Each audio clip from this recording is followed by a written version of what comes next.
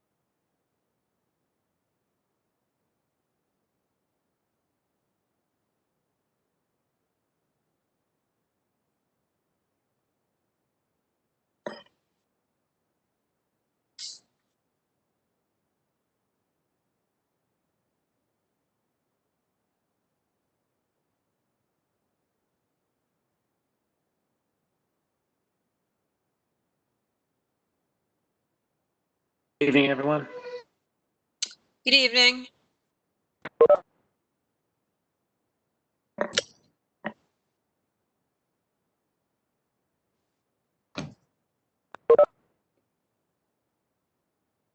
I'm just waiting to give enough people a chance to get here. I think we have a quorum. I'm not sure. No, there's no quorum yet. No, not yet. No. I see panelist 12, but that doesn't mean that those people are on my committee. No, those are also the presenters are in there.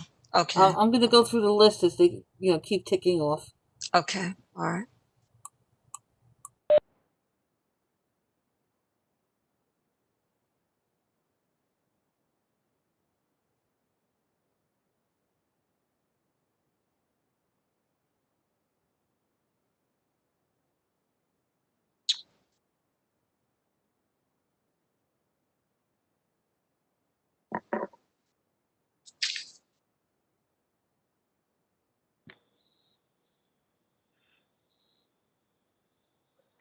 David Niederman, do you hear me? Yes, I do. Okay. Great.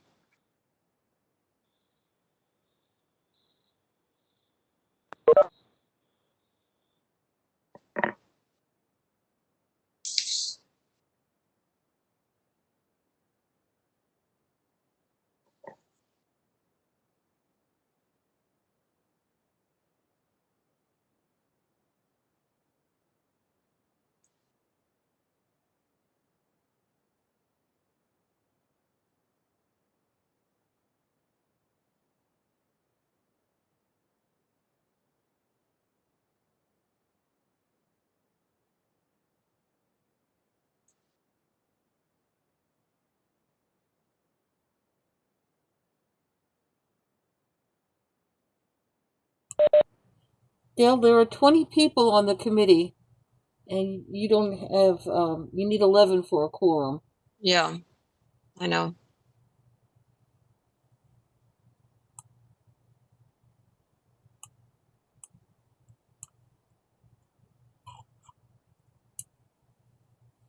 What do we have here now? 8, 9?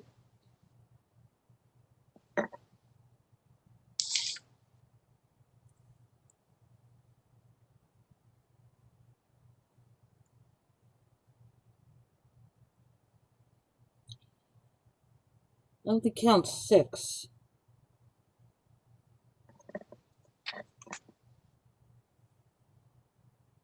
Let me just see some. Oh, Maria's in there now. Maria, I'm here. Steve Weidberg. Yeah, I have you, Steve. Yeah, I saw you.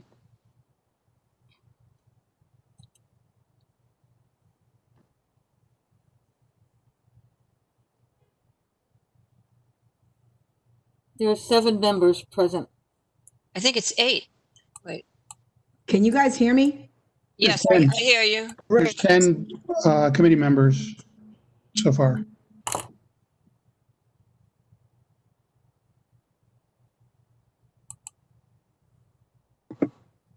I'm here, but I'm listed under my boss's name. So I hope that's not a problem. It's Trina, but it says Richard Sarah.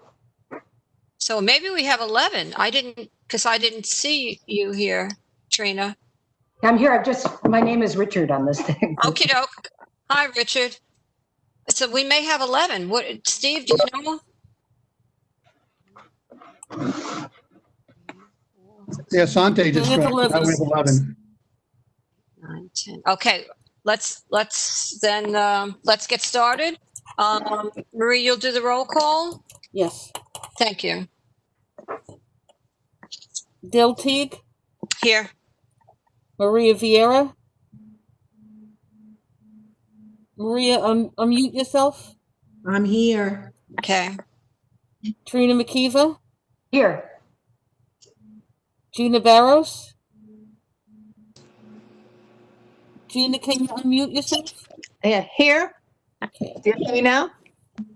Okay. Here I am. Stephen Chesler, Here.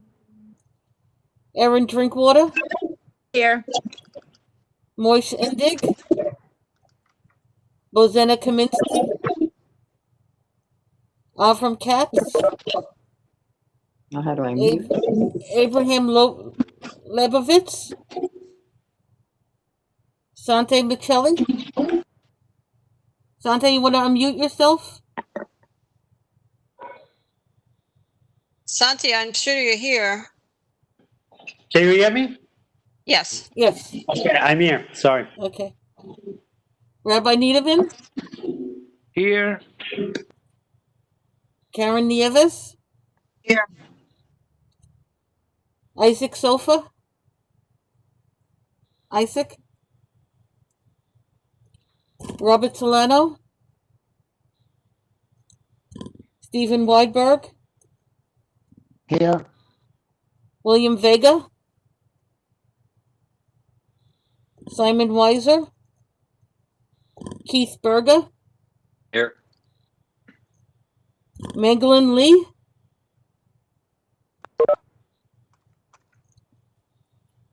You have a quorum, Dale. Okay, thank you. All right. Thank you, everyone, for coming. Hi, Ashley. The first item on the agenda is the application by Rubenstein Partners to have to present to us their plan to pursue a ULIP for 18 Wythe Avenue. And I think we all have heard about this, and we've been speaking about it for some time now. And this is to facilitate the construction of the food manufacturing facility, which will house Acme Smoked Fish. And I believe there's also a commercial office building attached. So again, this is not something, we won't be voting on this tonight. They just wanted to keep us up to date because we've asked to please, we've asked the developers to please keep us up to date as to what's going on. So by the time the project is certified, the land use committee and the community board has some sense of what's going on, and maybe even we can have a sense of what our opinions and questions would be. So Ashley, are you presenting? I'm going to turn it over to Jeff and Adam, who will be sharing the presentation. And Ray Levin should be joining. He had a slow internet connection, so he may join mid-presentation and be able to answer specific zoning questions as well. Okay, so who is presenting then? I will start. This is Jeff, and then Adam will join in, and I think we'll be kind of the primary people presenting. All right, so why don't we get started? Great. Okay. Well, and Dell, thanks so much for having us, and as well as the entire subcommittee. We appreciate you all taking the time this evening. So my name's Jeff Fronick. For those of you who don't know me, I'm the Director of Acquisitions and the Head of New York for Rubenstein Partners. Have worked on 25 Kent, in the past, continuing today, and over the last 4 years or so have been, talking with Adam and David Kaslow and their family on this exciting project. So know many of you from sort of other things in the initiatives in the community, we're excited to be presenting to you again in some cases today, and getting your feedback, and going as Dale mentioned, kind of embarking into the formal review process hopefully shortly. And then just he can provide kind of a more maybe a larger more deserving introduction, but just quickly, Adam Kaslow is the co-CEO of Acme Smoked Fish. He's going to be joining me as well. And then, and Ray Levin is Land Use Counsel here. So and feel free to interrupt with questions or what have you as we go through. I'm not sure if what the best way is we have a deck. Is there a way? I'm not seeing. There's a share button, but it's grayed out actually on my internet browser. Okay, I think that I might have to turn that over to you. Let me see. Okay. The share content. I just have to find the way to do it for you. Okay, just give me a few seconds. I think you go to the participant list and then you can assign it over.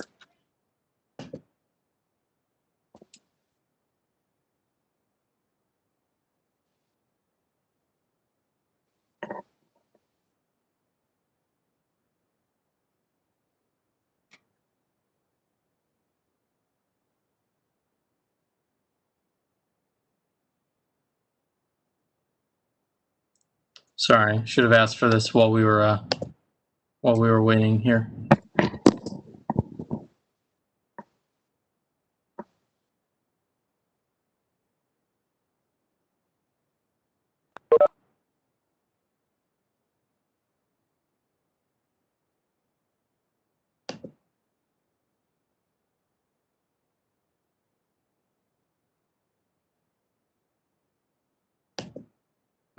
Chair?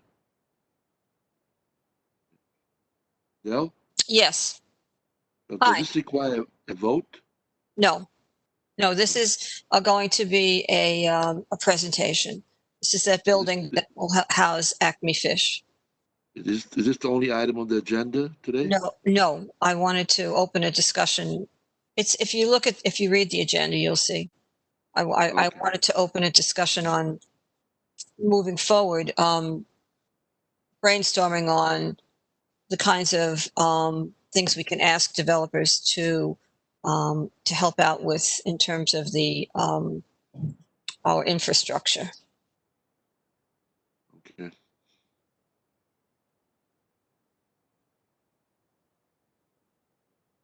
Oh, okay. Jeff, I'm not quite sure. I turned it over to everybody because I Yep. couldn't. I could pull you out separately. Do you have Okay. your controls now? Yeah. let me see here if I can just save this too.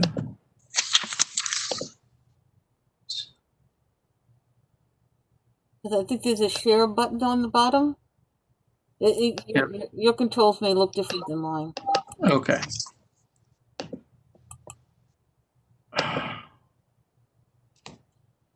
If you have trouble being able to Okay. manipulate it, I think everyone's going to have to use the sidebar themselves to go up and down. You see on the left side, it says number 1. That's your first page. Yep. View. Okay. Can everyone see that? Is there a way that you can change the? Can you rotate it? Yeah, can you rotate it? It's on its side. Yeah. So I did, but I'm wondering if it's not presenting. So if you go into View on the top menu bar, and then like the 4th item down says Rotate Page Right.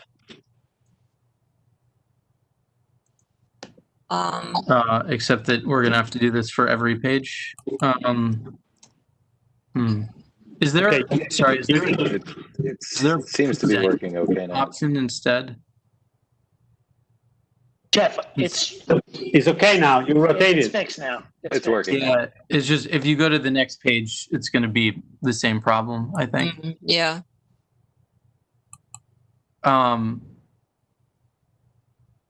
Okay. Yeah, I'm not sure how. There you go. All right. Do I have to change each page for you? Is that what's going on?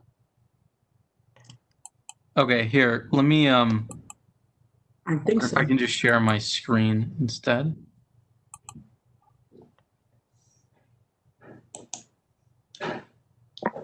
Whiteboard. Okay, never mind. Jeff, you can start and with the first one, and as we go by, I can flip them. Okay. All right. Well, okay. So again, so we'll get into this. So, Adam, David, Taslow, and I were introduced about 4 years ago, and they had noticed 25 Ken, and we began to talk about ways to keep Acme in Brooklyn, and we'll get into a lot of the rich history and some of the current challenges, but basically we were trying to devise a way to implement sort of the 25 Kent model of a cross subsidy to basically it was going to be a 25 Kent 2.0 version where there would be industrial space built new, sort of a state-of-the-art facility, and then there would be additional commercial space that would be ancillary to that industrial space, as well as some retail. And so this is in many ways similar to 25 Kent, with one exception, which is that we know who the manufacturer is. 25 Kent was 100% speculative. We didn't know who the tenants would be. We hoped that they would show up. And here, we have the tenant, and so Acme is a partner, and as well as going to be leasing 100% of the industrial space. And so we're excited to talk to you about that. So now I'm on page 2, and I think really we've been working on this for several years, and it was underway well before COVID was on anyone's radar, obviously. And we're really at this. Obviously, it's a challenging moment for the city, but I think it almost speaks to kind of who Acme is as a member of the community and a leader from the corporate side, that they're still sort of willing to step up, and they're not sort of figuring out how to leave the city. They're trying to figure out how to stay and how to make further investments in the city and in the community. And so I think it's just it's a potential for sort of a great moment for New York City overall. Before we get into the project itself, I'll pass the reins to Adam, and he can talk a little bit more about the business and the history. Thanks, Jeff. Good evening. My name is Adam Kaslow. I'm the fourth generation owner and operator of Acme Smoked Fish. I'll give you a very brief history. Acme was started by my great-grandfather, Harry Brownstein, who worked in the smoked fish business a long time until he was able to open up Acme in the early 1900s, and we moved into Gem Street in the mid 50s. Our business is about as New York as it gets. It's one of these. It always gets a laugh when I tell people what I do, but Brooklyn has definitely served us well. Our company's grown from serving just the local bagel stores throughout Brooklyn and Queens to appetizing all over the U.S. and abroad, as well as into supermarkets and stuff now. And we are at the top of our game, based in Greenpoint, Brooklyn. Throughout my life, which is relatively short compared to that of my cousin and father and grandfather, we've seen Greenpoint go through a number of different changes, all for progress and evolving. But there's not a whole lot that's changed with smoking fish. It still requires that Brooklyn, or rather that New York City water. And I was fortunate enough to meet Jeff, who really brainstormed how we might be able to continue to facilitate our business growth within the confines of Brooklyn. We've got about 170 employees in Brooklyn now, but we are out of space. And about 5 years ago, we looked to expand our manufacturing capabilities, and unfortunately, couldn't find something in the local area. So we expanded in Wilmington, North Carolina.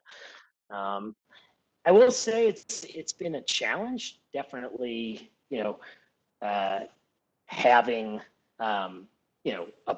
another site so far away, but there just didn't seem to be a ton of options for us to expand in our footprint within Greenpoint. It has become a iconic part of our brand, the authenticity of Brooklyn smoked fish, and being a iconic New York item dates back a long time, and I think it adds a lot of value to our brand, that people look to find something authentic. So it is a big part of why we want to make this happen, so that we are able to stay and facilitate our growth. But as Jeff said, we were talking about this way before COVID, and just like everyone else, it kind of threw us in a tailspin. We had to adapt, and we've made it through. And not only that, I feel like our company has figured out a lot about itself, and if anything, has doubled down on our commitment to being here in Brooklyn. There are some facts up on this slide about I think it's on the next slide actually, just about the makeup of our employees, and a lot of our employees walk to work, but we've been able to get by with an aging facility. Obviously, we want to modernize, and give ourselves a little room to grow.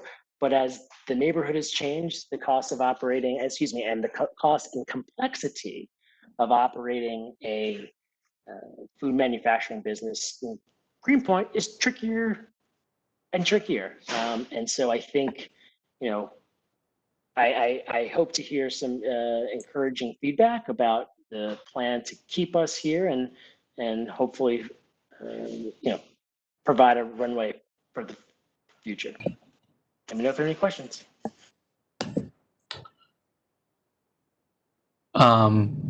Thanks, Adam. So I think that, let's see.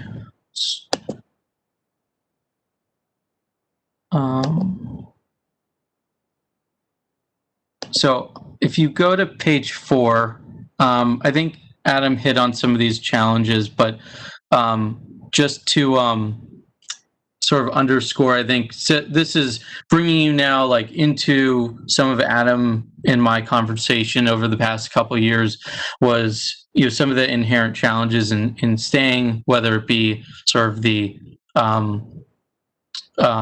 just that they have this sort of old factory that needed upgrades and improvements, and it was becoming increasingly hard to operate within the regulatory, the sort of ever evolving regulatory landscape. A lot of the upgrades and renovations are in many ways cost prohibitive, and that the bigger challenge was, I should say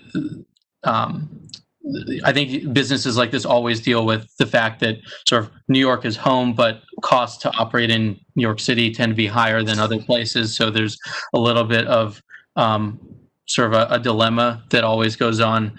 And this idea that they can only move once, really. And we talked a lot about this with Lee Archibald, where it was, it was impossible to stage them somewhere, because if they were going to relocate temporarily, then that move was going to be too expensive and they would just have to move permanently.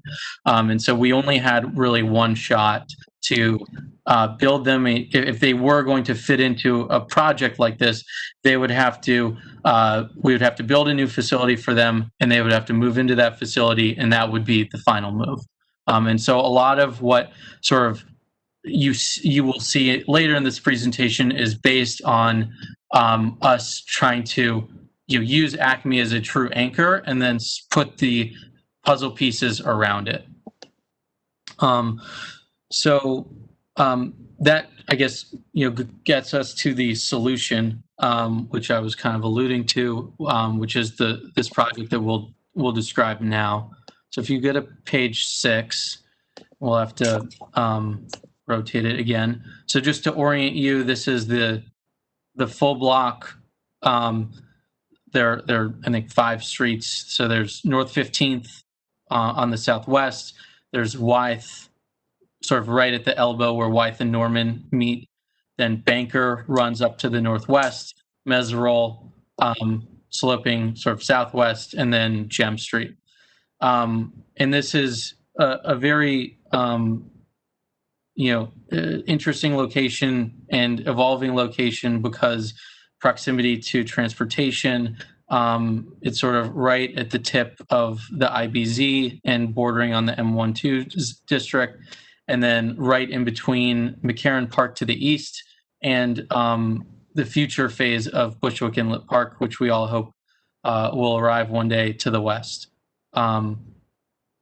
So that's just to orient you. And I think what we wanted to, we'll get into some of the design features and some of the,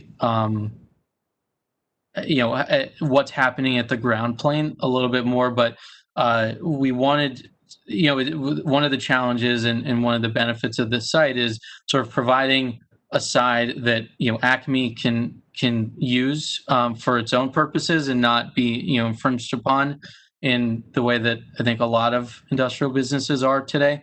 And at the same time, providing a large plaza and open space for the community, as well as sort of intuitive access to the waterfront. Just a quick note on our team, which is on page 7. So the development team, Acme and Rubenstein are 2 of the partners, and then Eric Feinstein is land use counsel. Gensler is the architect and oversees the design team. MPFP is the landscape architect working under Gensler's coordination, I should say. And then Phil Habib is the civil and doing the environmental review.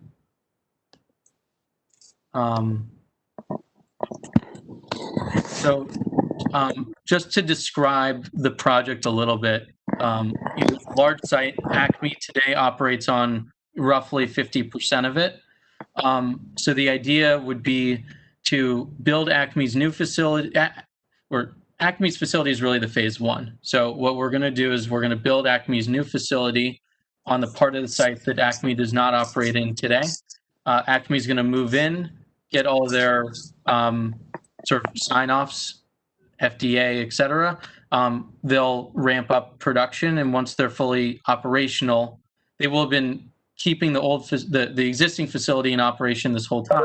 Then they'll do a kind of burn down and move out of the existing facility. So the first action on the site is going to be building Acme's new facility. Right now, that's about 95,000 square feet. As Adam alluded to, in terms of their workforce, which is diverse and local, there are over 100 union jobs that they anticipate, I think, hiring more over time. Will be retained in the neighborhood in this new facility. And the facility, we think, is about we know it's 4 stories. So that will be the main production facility and sort of headquarter space for them. So the entire building will be 4 stories. Yes, the Acme The will entire have development. no, the entire the project has 2 phases. The first phase, Acme is going to have a standalone building that's dedicated for the company, and that building is 4 stories, which is sort of 3 plus like a mezzanine level. So it's height-wise, it's 4. Yeah.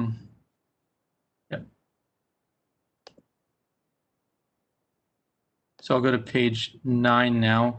Then once Acme is operational in the new facility, we will knock down the old facility and build the ancillary commercial office space, which we think is just over 580,000 square feet, ground floor retail of just over 30,000 square feet.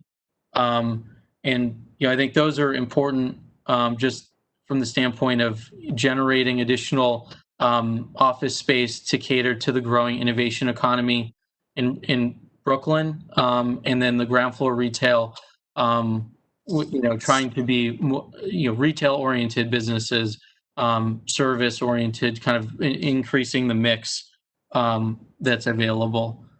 So what do you mean by services? What kinds of retail do you envision there? I think a lot of food and beverage, and because that's just, you're going to have your sort of like a coffee shop, lunch and dinner places for kind of I think in general, what helps to support those businesses is two things. One is a residential population that's nearby, and then 2 is a sort of commercial tenancy that workers who work there during the day. And then I do think that there will probably be some dry goods, clothing and apparel and whatnot, but that's more just sort of speculative. And then we have talked a little bit about does Acme do sort of a retail store itself? That's, I think we've sort of left that discussion to the future. But that would be another potential hypothetical example. So we believe that the commercial and retail components will generate permanent 2,000 jobs. There will also be 150 accessory parking spaces, and then the landscaped open areas. So there are a few different places where this will occur, but the largest one will be in sort of the southern corner, which is where sort of Wythe Avenue and North 15th meet. And that will be similar to 25 Kent, kind of a large publicly owned, privately operated space of, in total about 22,000 square feet, variety of plantings, seating areas, and I think a very good, very nice feel. And where would that be? The open space? Yes. Sorry, you're saying where? Yeah. That'll be predominantly on the Wythe facing side, and in particular on the North 15th and Wythe side. But there is there's sort of various publicly available space on that Wythe side.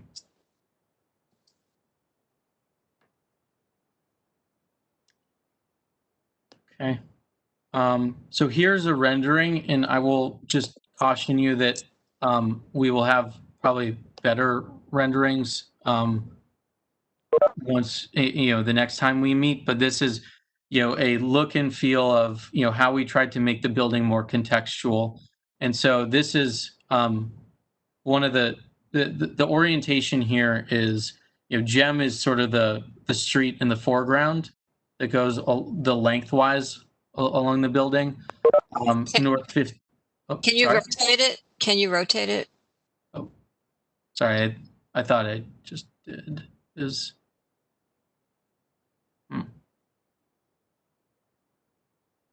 There you go. Okay, great. So, so Gem runs the long side in the foreground, that long street that goes down. You can see you can see Norman going out beyond the building, sort of in the distance. And then you'll see there's a sort of a two-story glass retail and I guess retail corner there. That would be along Wythe Avenue.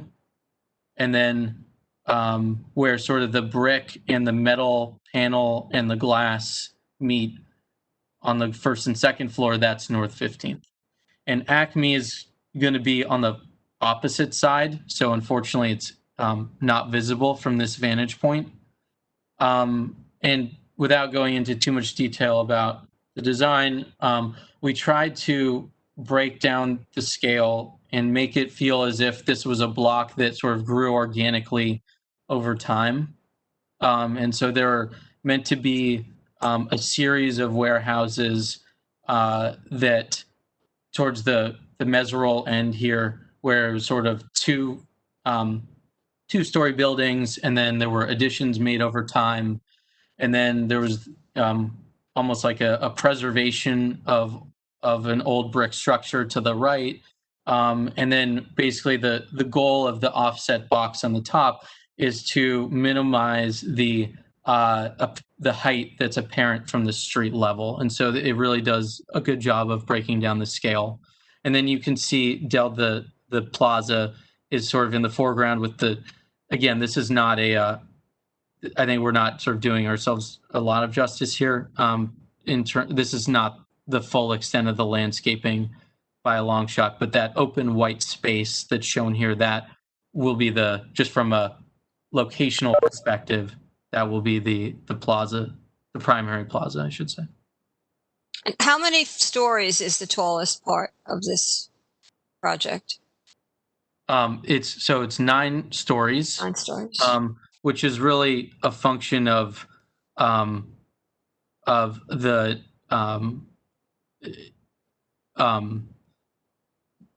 of two things. One is that, and this would be better illustrated if we had the reverse angle, but Acme needing to be its own phase of the project and needing to be its own facility means that you have to mass more of the site on one side than the other. And so that's an example of sort of the rest of the project really following from, sort of solving for Acme's needs first. And so basically there's a limit to how much mass can be put on the Meserole Banker side. But I think that said, we still do, in my opinion, at least a good job of breaking down the scale and making it very approachable from the street. Okay, we'll go to the next page. So I'll hand this over to Ray, who can speak about the technicals. Hi, Ray Levin from Herrick Feinstein. In order to accomplish this project, we are seeking to do a zoning map amendment. Currently, the zoning of the site is M31, which is sort of a unique zone in this particular area, which was put in place at Acme's request back when the rezonings were going through in order to protect them. Now, in order to protect them and allow them to expand, we have to, zoning is, the manufacturing, the M3 zoning is no longer effective. So we are seeking an M15 zone, which has a 5 times floor area ratio. And because of, as Jeff said, the bifurcation of the development here, where we're building a factory building on part of the site, and therefore only part of the site is available for the footprint for the commercial building. We're building the building to 9 stories. And we need height and setback waivers. The reason for the height and setback waivers are because on Banker Street, the factory building is there. We're not building over the factory building, so the commercial building sets back at that point. And in order to have floor plates that are appropriate width for leasing to commercial office tenants, we're pushing the building a little bit closer to Gem Street, and that requires some relatively minor height and setback waivers. And those are the 2 things that that we're looking to do. Everything else on the site meets zoning, except for these minor height and setback waivers. So what would your as of right height be? Well, since M15 doesn't have any height limit, it's all based on sky exposure plane. So we could have the same height building with the sky exposure plane. It's just that the top 3 floors would be cut back, I don't know, maybe 20 feet more. And the building could actually be taller than what we're proposing as of right under the M15.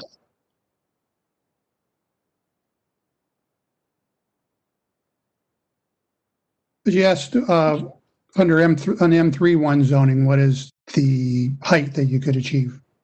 Well, we haven't modeled that. These are both districts that don't have height limits.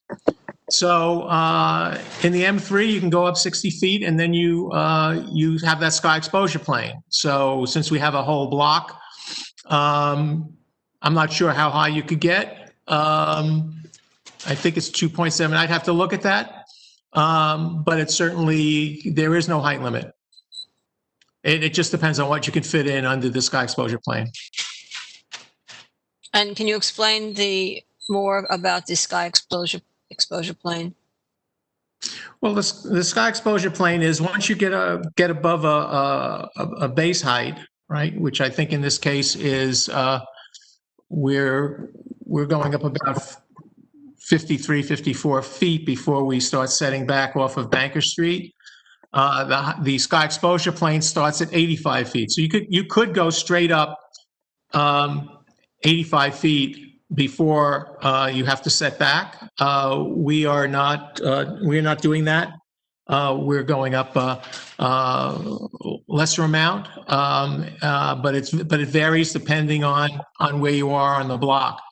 After that, there's a sky exposure plane, which starts at 85 feet at the street line and then goes up for each foot into the site, you can go up 2.7 feet vertically. And so that line, which starts at 85 feet, slants across the site from both streets, from both Banker, Gem, Meserole, from all the streets that slants back. On Gem, after the 8th floor, that line cuts through the building and hits the roof about 14 and a half feet in from the facade. So that's that sort of area from the 8th floor to the top of the building, about 14, 15 feet gets cut off by the time you get to the top of the building, and that's what the waiver is. Now, I'm only talking about one specific point in the building. Obviously, it's a big, long building, and the facade, moves, as you could see in that rendering. So it depends where you take the slice through the building, as to how much is going to get cut off at the top, but it's relatively little. The difference between M31, I think M31, instead of having an 85-foot wall, has a 60-foot wall before it starts sloping back, those sky exposure planes. So therefore, it would cut back more of a tall building towards the center of the block. So it would be, if you were going to comply with the zoning requirement, the building would be if it was going to be 9 stories, it would be, the top part of it would be further back from the street.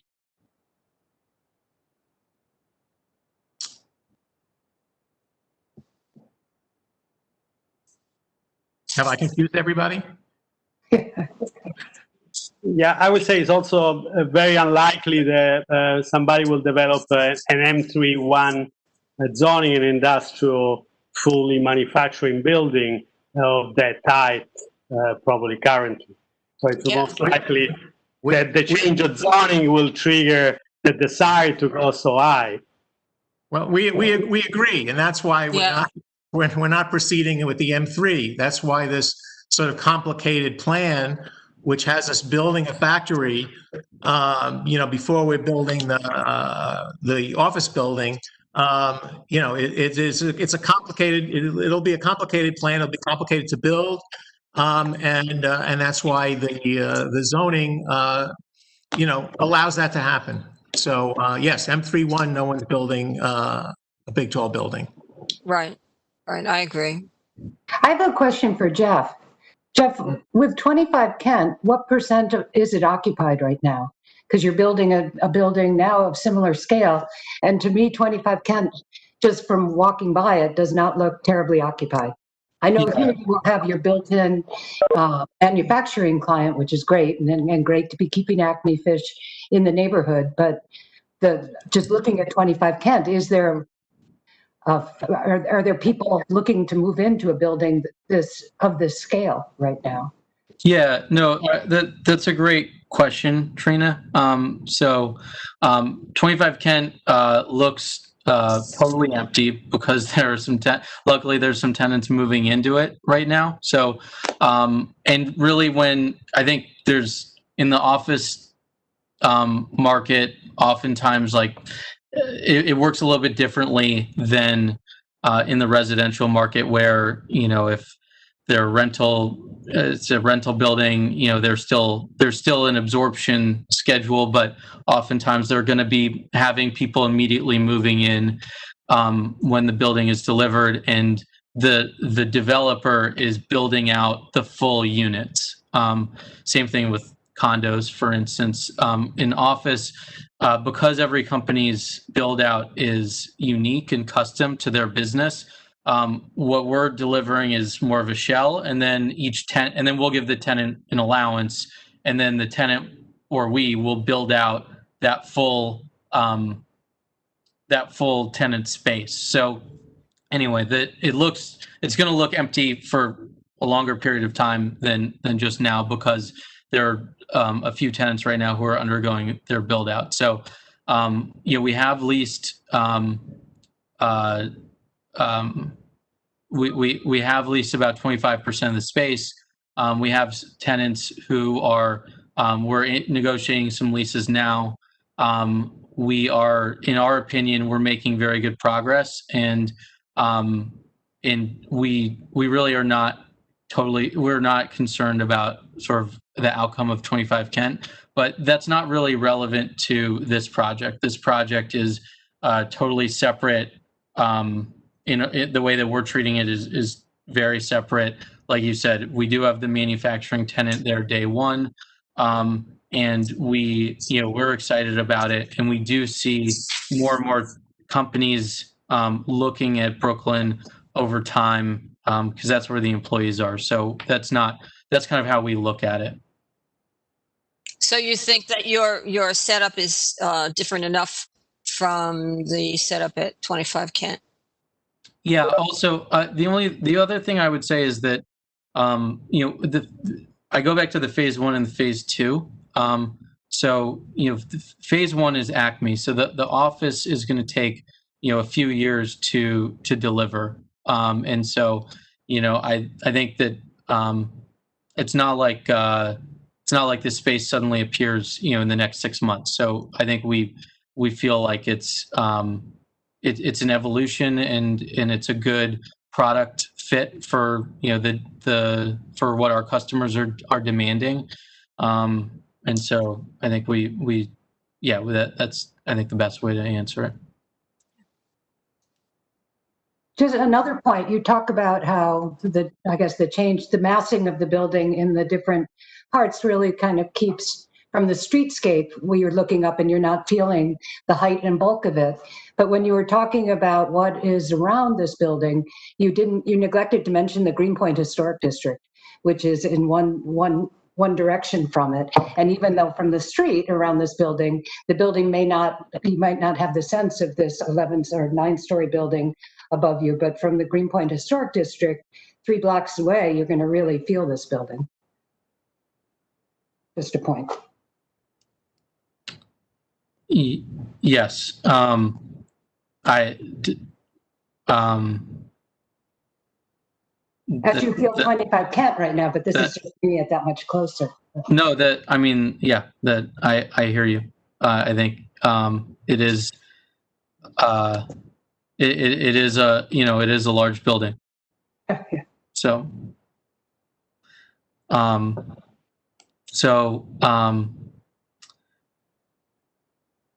okay. Any other questions on that? Yeah.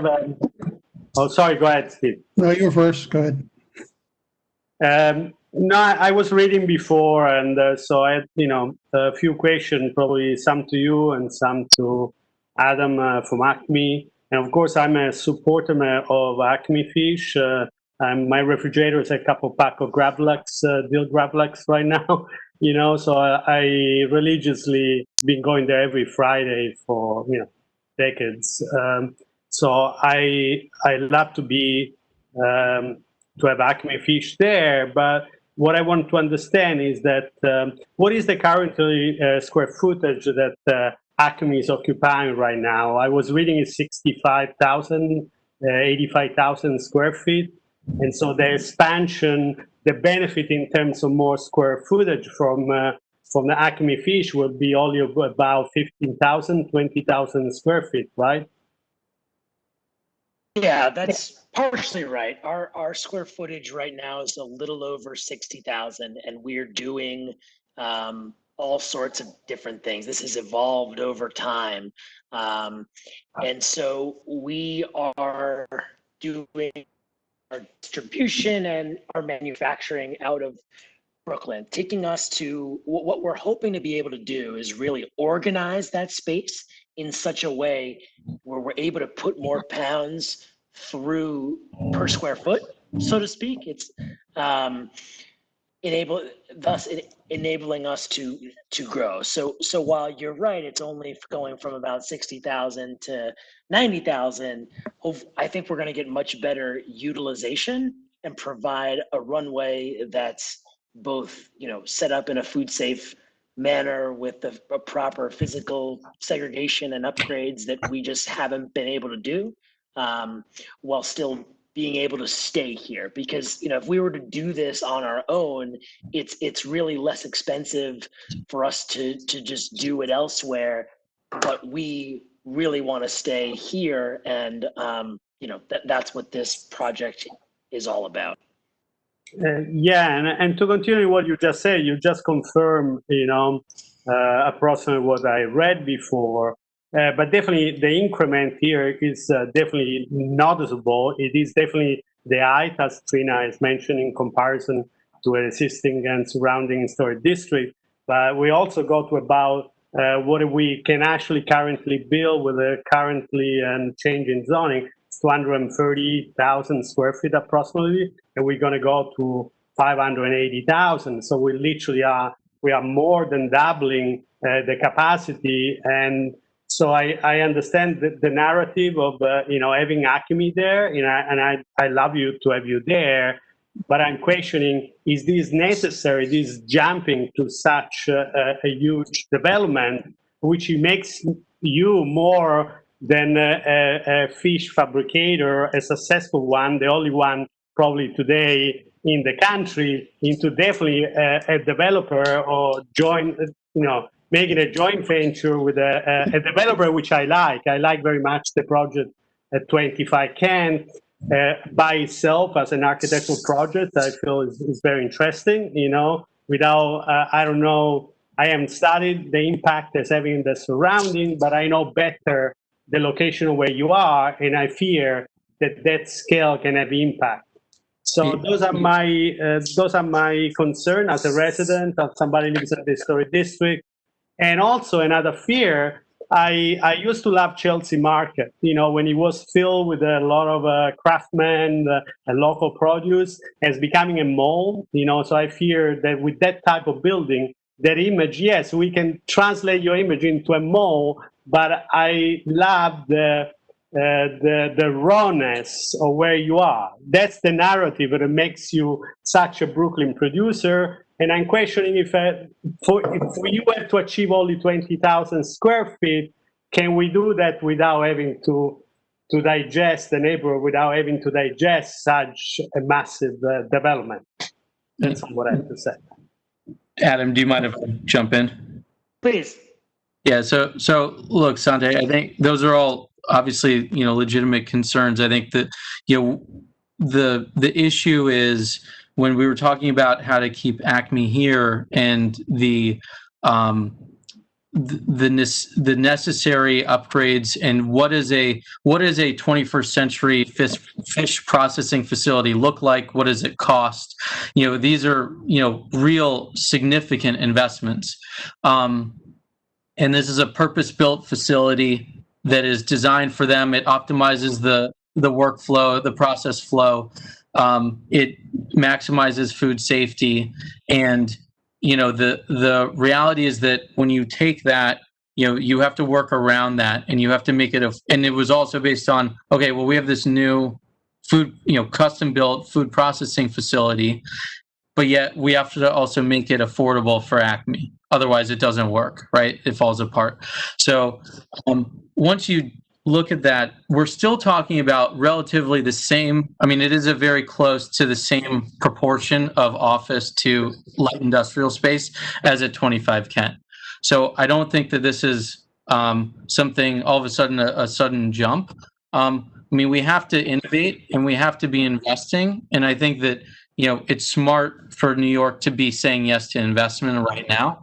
And there are I think that just saying no to the investing and looking and refusing to sort of step into the future is going to be something that we've seen happen elsewhere, and I just think that we should be more entrepreneurial. I don't think I'm less entrepreneurial if I try to be more moderate, maybe in the vision how the neighborhood has been developing. Definitely, we had a lot of development along the year, and Greenpoint especially has been hit it very hard, So these were, definitely lots that were zoned in a certain way that felt that they were not going to change and were not going to convert them. So I'm also concerned about the precedence of these, which is, and again, I like your project. Your project in architecture, they're interested, they're very well designed. It's just in contest and in relation to the history of Greenpoint, to its historic district, and to the history of development and the impact that this had on the neighborhood, definitely not just positively. And I'm a resident, I own a house in the historic district, so I'm not against the future, I'm just I'm questioning you. I'm not even saying no. I'm just questioning. I'm making an analysis and trying to understand. Is this the only direction? Can we moderate this? Can this happen in different ways? Got it. Yeah, no, and yes, understood. Just to be clear, we don't like malls either. So we will be working to have a very vibrant, authentic, interesting and accessible retail environment. Yeah, I had a question. Has a shadow study been performed, and if so, will there be an impact on Bushwick Inlet and Bushwick Inlet Park? Yes. Yes, shadow study has been performed. The environmental study says that there will not be a significant impact. When we come back after we're certified, we can go through that in detail. This evening, we were going to give an overview, which I think we're doing. But the answer to your question is yes, and we'll be happy to discuss it at the next. I have a question, and it's in line with what Steve's question is, and Trina's concern. Have you done any studies to get a sense of what the effect will be on the historic district, which is only 3 blocks away? Yes. As you know, because you've reviewed tons of these projects, we've done an entire environmental impact statement, which will obviously be the subject of a hearing. We had a scoping meeting where we took comments on what to study beyond what we normally study, and we'll be happy to go through those analyses after we're certified at the hearing. We can do it sooner if you like, but we certainly will be available to go through everything that we've done, and everyone can look at the environmental impact statement and understand what we did, and then talk to us about whether you like it or don't like it, whether you think it fully describes the situation or not.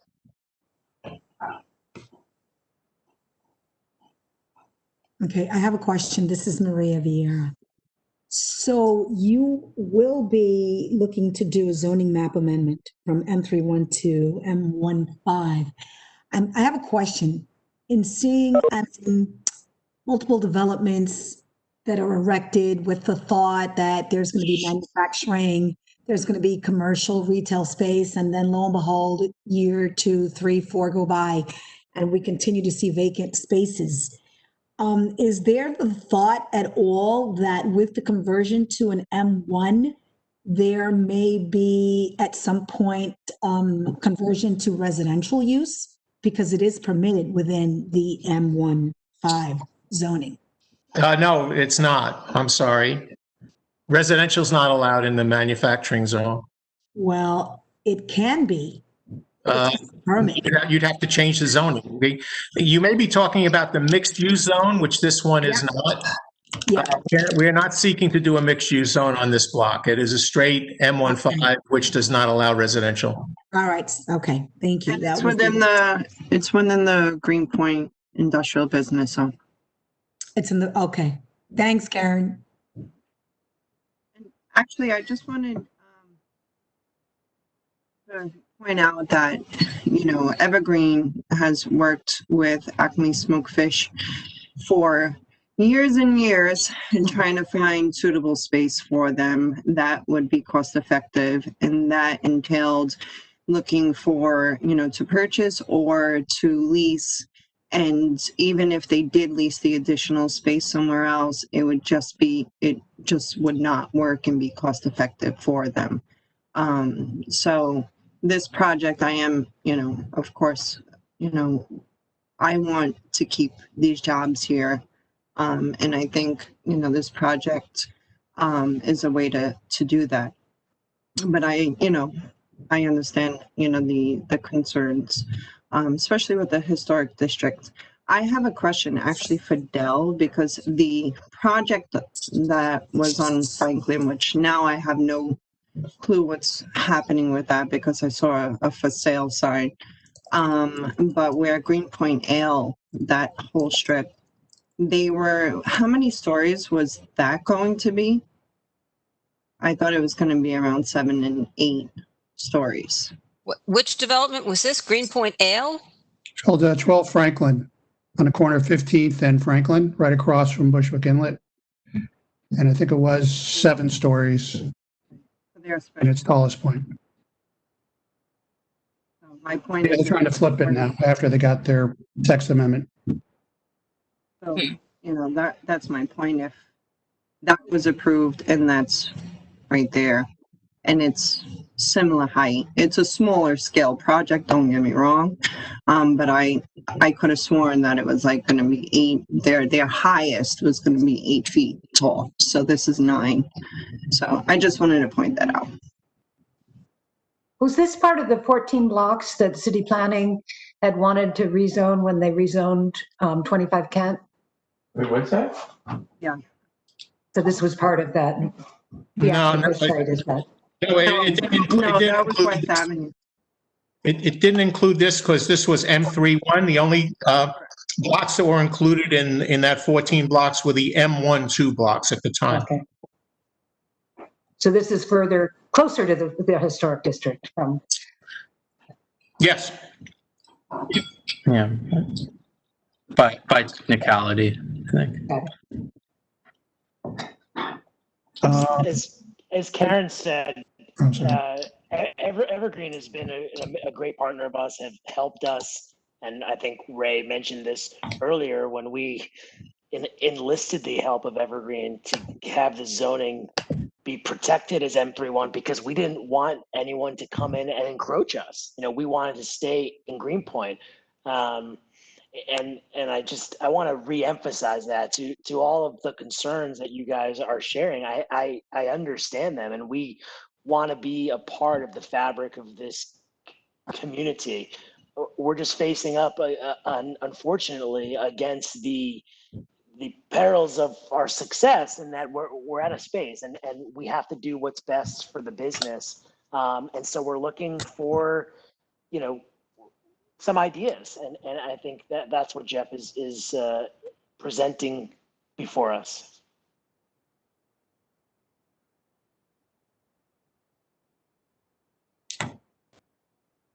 I had a transportation concern.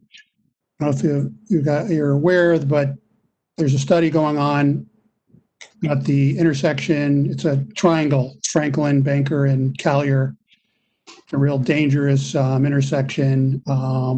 Essentially, the Franklin cars and the Franklin vehicles and the Banker vehicles, they're kind of blind to one another, and so there are redesigns coming through the board right now, and so one would anticipate, if this project went forward, you're talking like 2,000 jobs and increased activity at Acme. Just the traffic flow going down Banker would potentially exacerbate the problem. So I feel it's just something to be aware of, and maybe you want to be part of the conversation if you aren't already, about how to solve it. It's a tricky conundrum to work through, but just thought I'd mention that.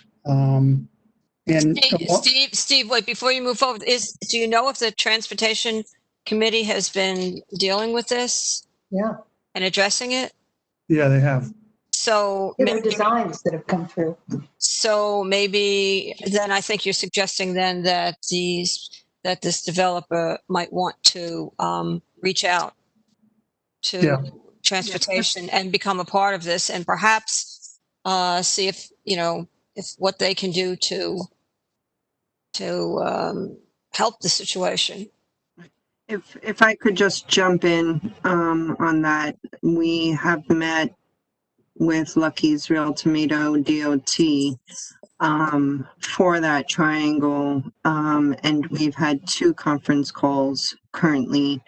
And for trucks from Franklin to make 2 right turns actually can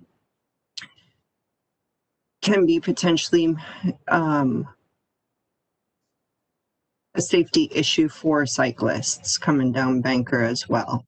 And so there's an issue with also Lucky's Real Tomatoes backing into their loading zone coming from that way. There's logistic issues. So currently a DOT is studying alternatives. We just actually spoke like last week. There's nothing new. They're still studying it. They spoke with Barry Expo, which is on the same block that that the Acme project will be, and he also mentioned about Acme Smokefish project. So DOT is aware, and definitely Acme should be pulled into the conversation. But I just wanted to provide an update that they are studying alternatives right now, because this will, the changing direction of Banker Street for that 1 block from Collier to Mesrel will hugely impact Lucky's Real Tomatoes and actually Barry Expo, which has oversized vehicles, trucks, in his having to turn up Mesrel to get to Franklin. So I just wanted to let you know that that's still in the works. And Steve, thank you for bringing that up, because definitely they should be part of that conversation as well. So thank you.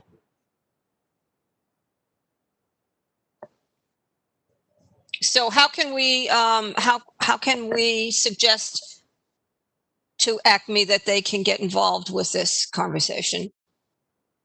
Who would Acme reach out to? What I'll do is I will definitely. It's not just Acme, it's the developer. It's the Yes, building yes. zone. That's Yes, more yes. operating. Rubenstein, yeah. Acme is of course a partner. Is of course a partner in this. So yes, Right, and Acme, yeah, the developer in general. Acme, of course, as a partner is. I guess in my mind, I was assuming that we're talking about the developer. Oh, because Acme knows the logistics of loading and unloading and how that. I can't hear you. I said, yes, it would be definitely both. Acme, yes. especially because their loading and unloading will be on, Banker Street. And also So again, how will if the developer is willing to be a part of this, do you have a suggestion, Karen, as to whom they reach out to? Yes, definitely. I will connect Adam with the project manager at DOT, and we will get them in on the conversation for the next follow-up meeting that we're going to have hopefully within a couple of weeks.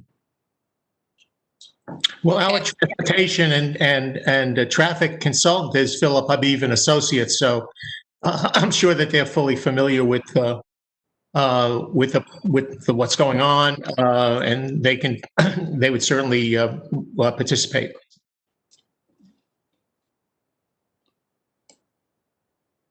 Okay, good.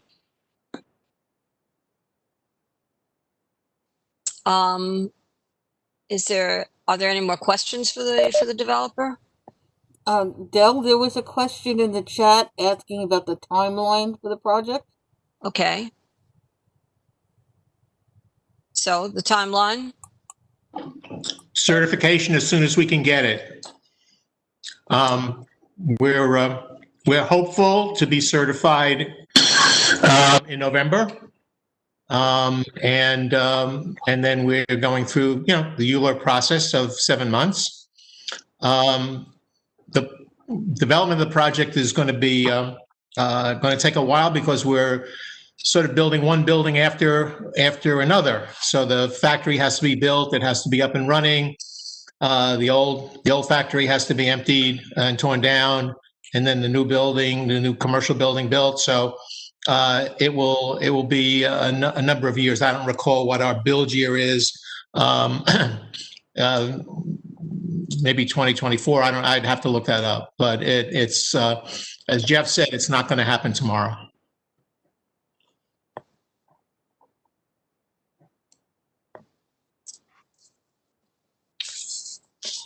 So I just to summarize, it seems to me that from what I'm hearing from the committee members, that there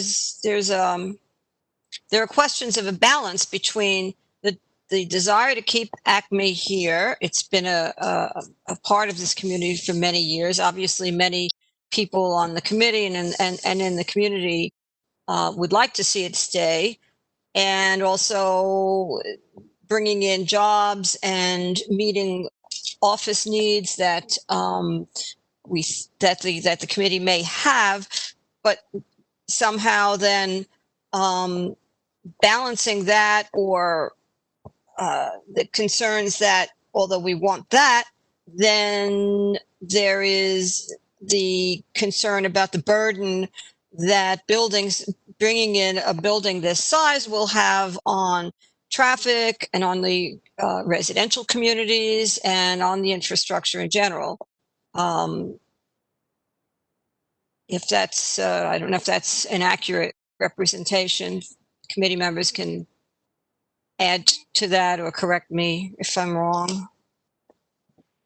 Well, it's also, I mean, it's a monolithic presence. It's a change of the block, which itself has a different fabric, and Right. there is some kind of little diversity.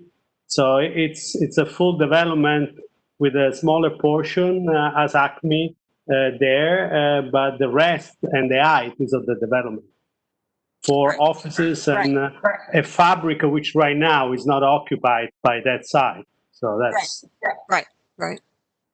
So, and that's what I was getting at when I was saying that there'll be a full development here, and what will the impact and possibly burden be on the surrounding area, the park, the historic district, the traffic, the density that will be brought to the area, and these are interesting concerns that I think that the developer is going to be facing. You know, I think you have many people would like to see Acme stay. I think many people are appreciative of the number of jobs that they anticipate bringing into the community, and then there are concerns about that this kind of a structure will have on the community that exists right now, and on a community that is at this point feeling sometimes like it's just choking with density and a burden on an infrastructure that's already maybe just overburdened anyway. Yeah, I might just add to the transportation infrastructure. Bringing in a project this scale is getting the G train extended to full length, to encourage alternative transportation. And this building's, it's right on Norman, right near the Nassau Avenue subway stop. So, we have issues with sanitation right now, just with, corner garbage bins just overflowing with garbage. So adding, 2,000 plus more bodies will stress all of that. So I just like to emphasize that the infrastructure fortification as well. Yes, and it just so happens that I'm sure you've all seen that the second item on our agenda is to start opening a discussion of the kinds of things we can ask developers to take responsibility for when the development that they want to build is going to stress our infrastructure. We've already addressed that with 2 trees and the old Con Ed site. And I think that already, you have here several possibilities. You've got the possibility of being willing to work with the city on making a commitment to put more trains on the G. Maybe you can make some kind of a commitment to supply more trash cans in the area. And I'm not saying that's the be all and end all of what we would ask you, but I think that my sense is that at least as far as my feelings are, my intention is to start exploring, asking, or even demanding that developers change their attitude from, well, we don't have responsibility for infrastructure, to coming to the point where they realize that the city is not financially in good shape. The community has become saturated. The infrastructure is overburdened, and it may well be that we really have no choice as responsible members of this community, no choice but to say to developers, it's a new time. It's now time for developers to work with the city and take on some responsibility for some of the costs.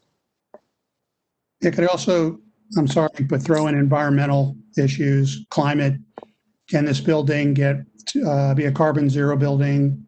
How can it deal with, stormwater, recycling, wastewater? Absolutely. Those types of things. Absolutely. Dale, are you finished with this presentation? I think we are. Are we finished with this presentation? Does the developer have anything else they want to say?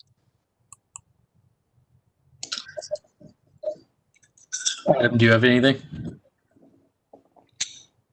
Nope, thank you very much.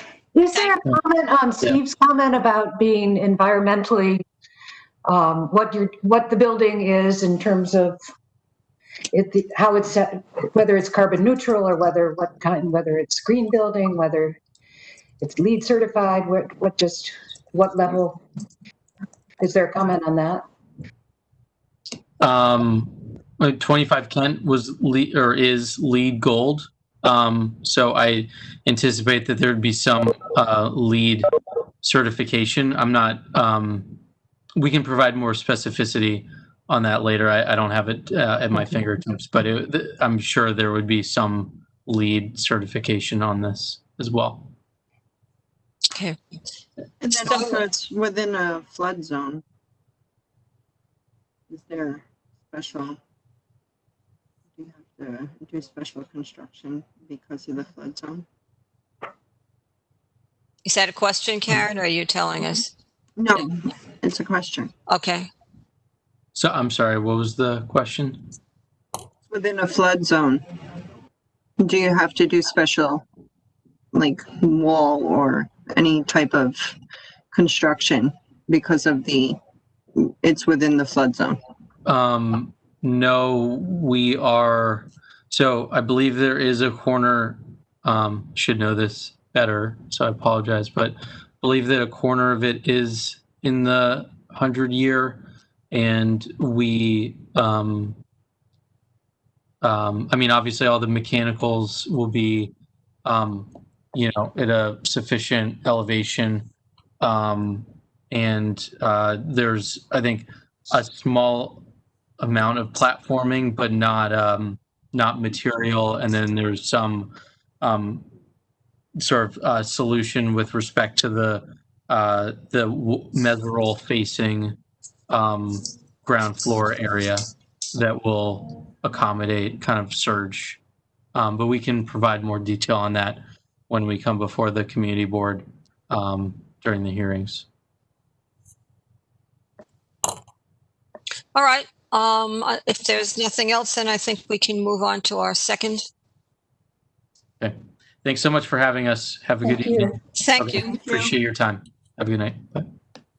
Good night.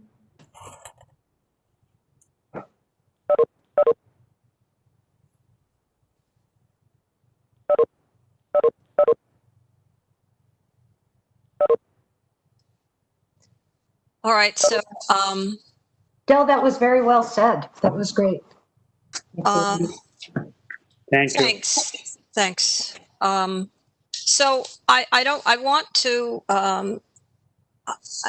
now raise this is just to start a discussion. And I'm not expecting anyone to vote on anything, but, I think that we started the discussion with Two Trees,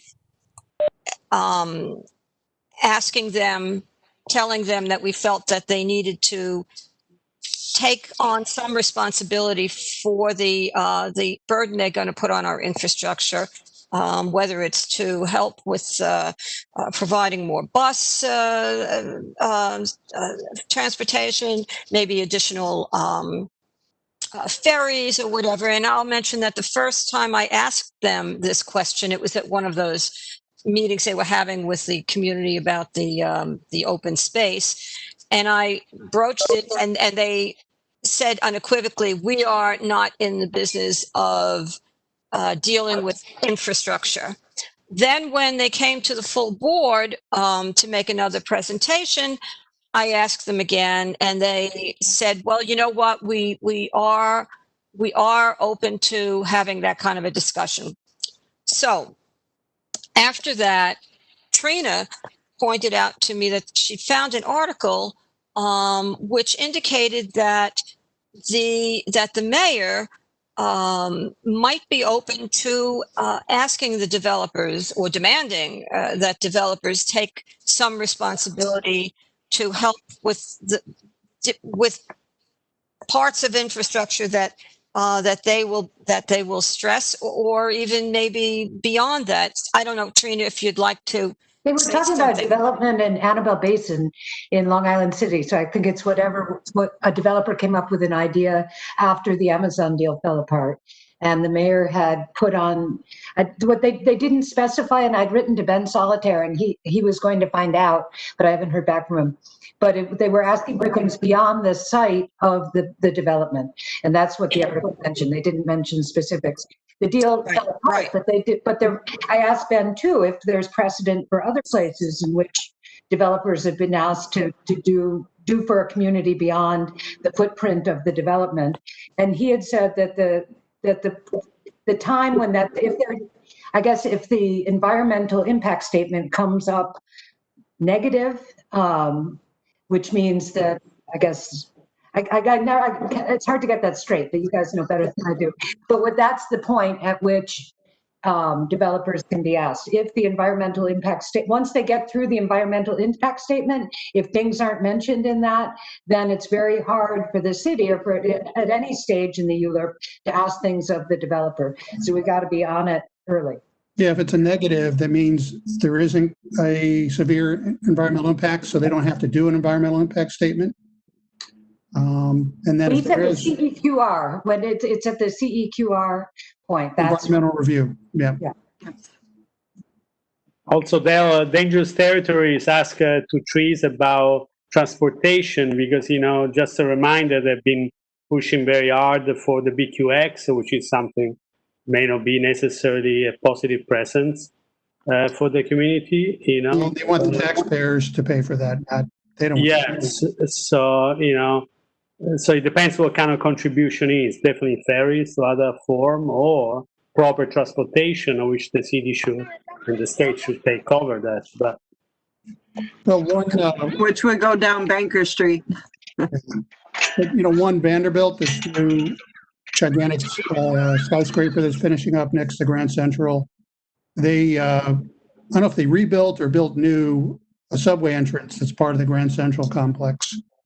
The developer built it? Yep. It's like $220 million. So yeah, like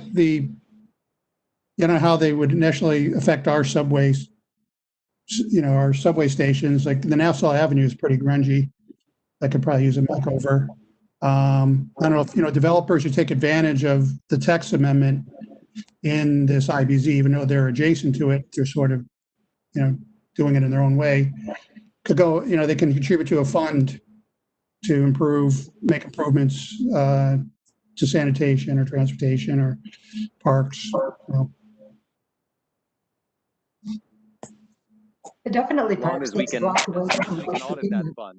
My concern about all of that kind of stuff, when you talk about a fund that goes into the city coffers, I mean, as you know, at Northside Piers, we pay the Parks Department hundreds of thousands of dollars a year to maintain the area outside our building, and they do a completely horrendous job, to the point that our condominium sued the Parks Department this week for their failure to maintain it. So I guess I have a concern with just pure money without any real, sense of a capital plan or something that the city's actually going to do, and that we can audit and see a trail of how that money flows, because anything the city does is going to cost 5 times as much as somebody else could do. Well, then maybe it's better if the developer has to take on some responsibility. Yep. I mean, I can tell you the Two Trees has offered to us the possibility of taking over maintenance of that space as an enticement to get us to be more comfortable with that kind of development. So, I mean, they're already thinking about stuff like that. Not saying I'm interested, but they are offering that kind of stuff. Mm-hmm.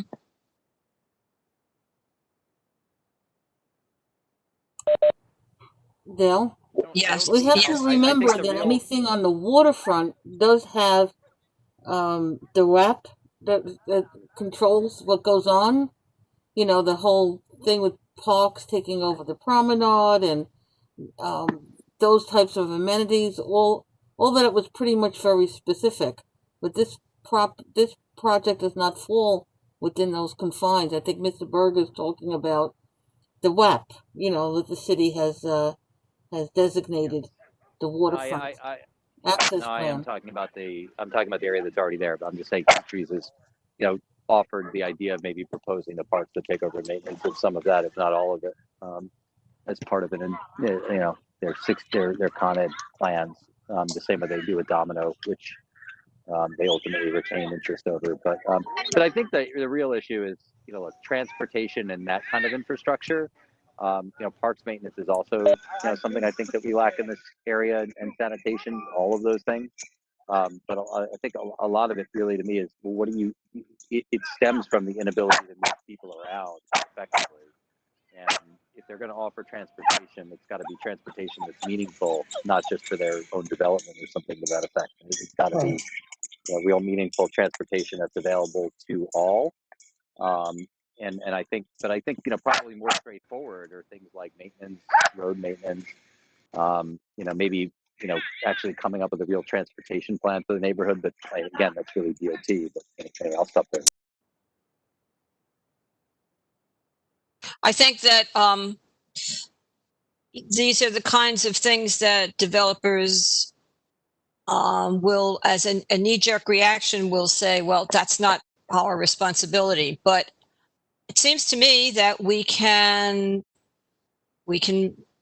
come up with our thoughts, and we can say, well, if you want our approval, then you're going to have to speak to us about these things. And otherwise, we really don't need the burden of more density for which will actually just in the long run just harm this community and make it so that the community is not livable.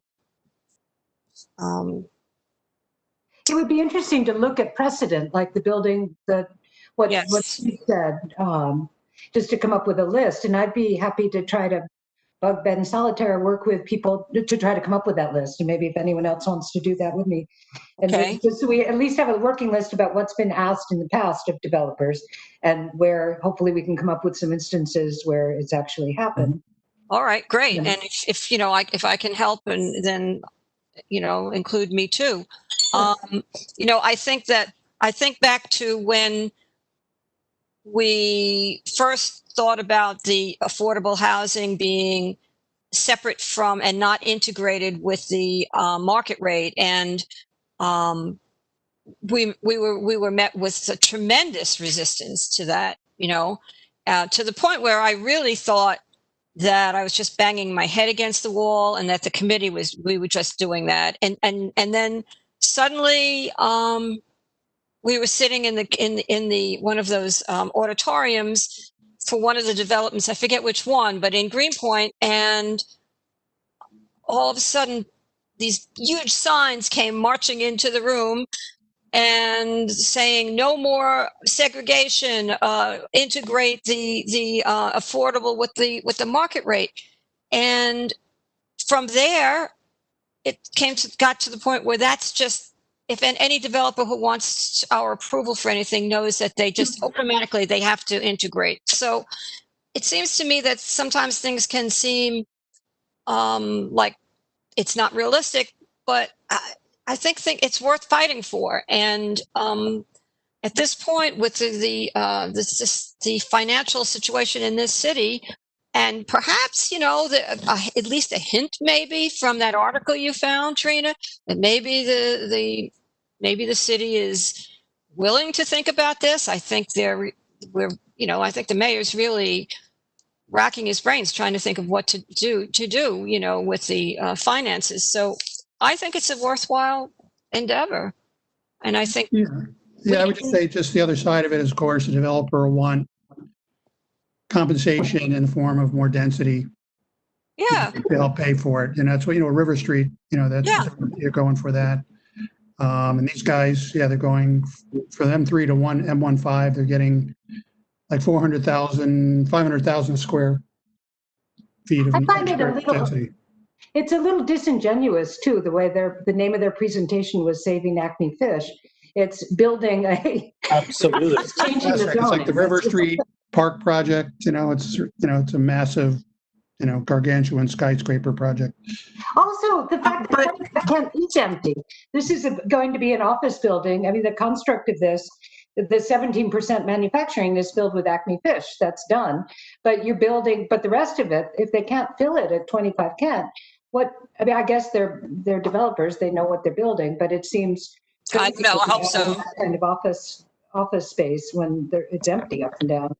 Yeah, No, but Trina, I would say just the M15, they're not subject to the 17%. But it's working out because they're expanding Acme Fish.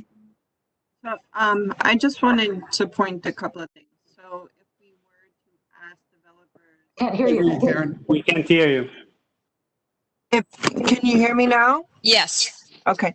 So if we, do ask developers to, fund something, whether it's infrastructure, parks, environmental, maybe we should look into doing like a running list of those sorts of things that we know definitely is going to be cut, because of the city budget.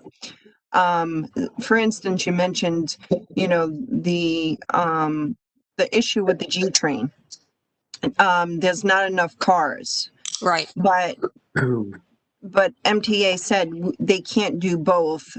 Add additional timing, more frequency, and have an extra car. Maybe we should do some research and see how much it would cost for them to add that additional car. And if that's something that a developer could, fund. And then again, like you mentioned, Steve, our road infrastructure, is horrible. And then also sanitation, they're going to get cut over 700 jobs. So that our pickups, it's going to be less frequent. I know on there's a rise in graffiti, and their graffiti-free program through DSNY and EDC is indefinitely, shut down due to the fact of the COVID. So there's no money in the budget. So now we're getting complaints from, all the businesses and residents of graffiti. So maybe we need to think about those running, lists of asks, and just fact check it before, we just write willy-nilly down. And then The other point, I just, I do want to add, of course, I'm concerned about the large scale of this project. We know that, especially now due to COVID, businesses are rethinking office space and the needs. And more businesses are thinking about having people work from home, and they could save money on having less office space and downsizing. So I have just, and it's anecdotal, but at the same time, I do have concerns about what the future of office is going to be. And it may flip around. Like he said, this is 3 years down the line, 4 years, it may look different. The atmosphere may look different then, but I'm just saying, like right now, I just feel that there, and I've been saying this to city planning for several years, when they keep on pushing for more additional office space. And I said, where's the bubble? There's always a bubble, So I do have reservations and concerns regarding the commercial aspect of it. However, like I said, if we supported 12 Franklin and other, this is where we get into, if we support one and not the other, now I feel conflicted in that respect. So then we really need to ask and to start thinking in the aspects of, what our demands are. And so I'm just throwing it out there. Yeah. I know the environment has changed and our views are changing, and we've been crapped on all these years from all these developers. But at the same token, I just feel like we really need to kind of narrow in on what we vision. I think that's very valid, but I do want to mention that I personally, given the rather stark and quick change in the need for office space versus suddenly discovering that so many people can work from home, I wouldn't feel that we were being hypocritical or that we were not being fair if we just looked at the reality and said, there is things have changed, and we're seeing office space left empty, and we see that more and more people are working from home, and there's plenty of evidence that a substantial number of those people are going to press to continue to work from home. So I wouldn't worry too much, personally anyway, about that. I think times change, and we have to try to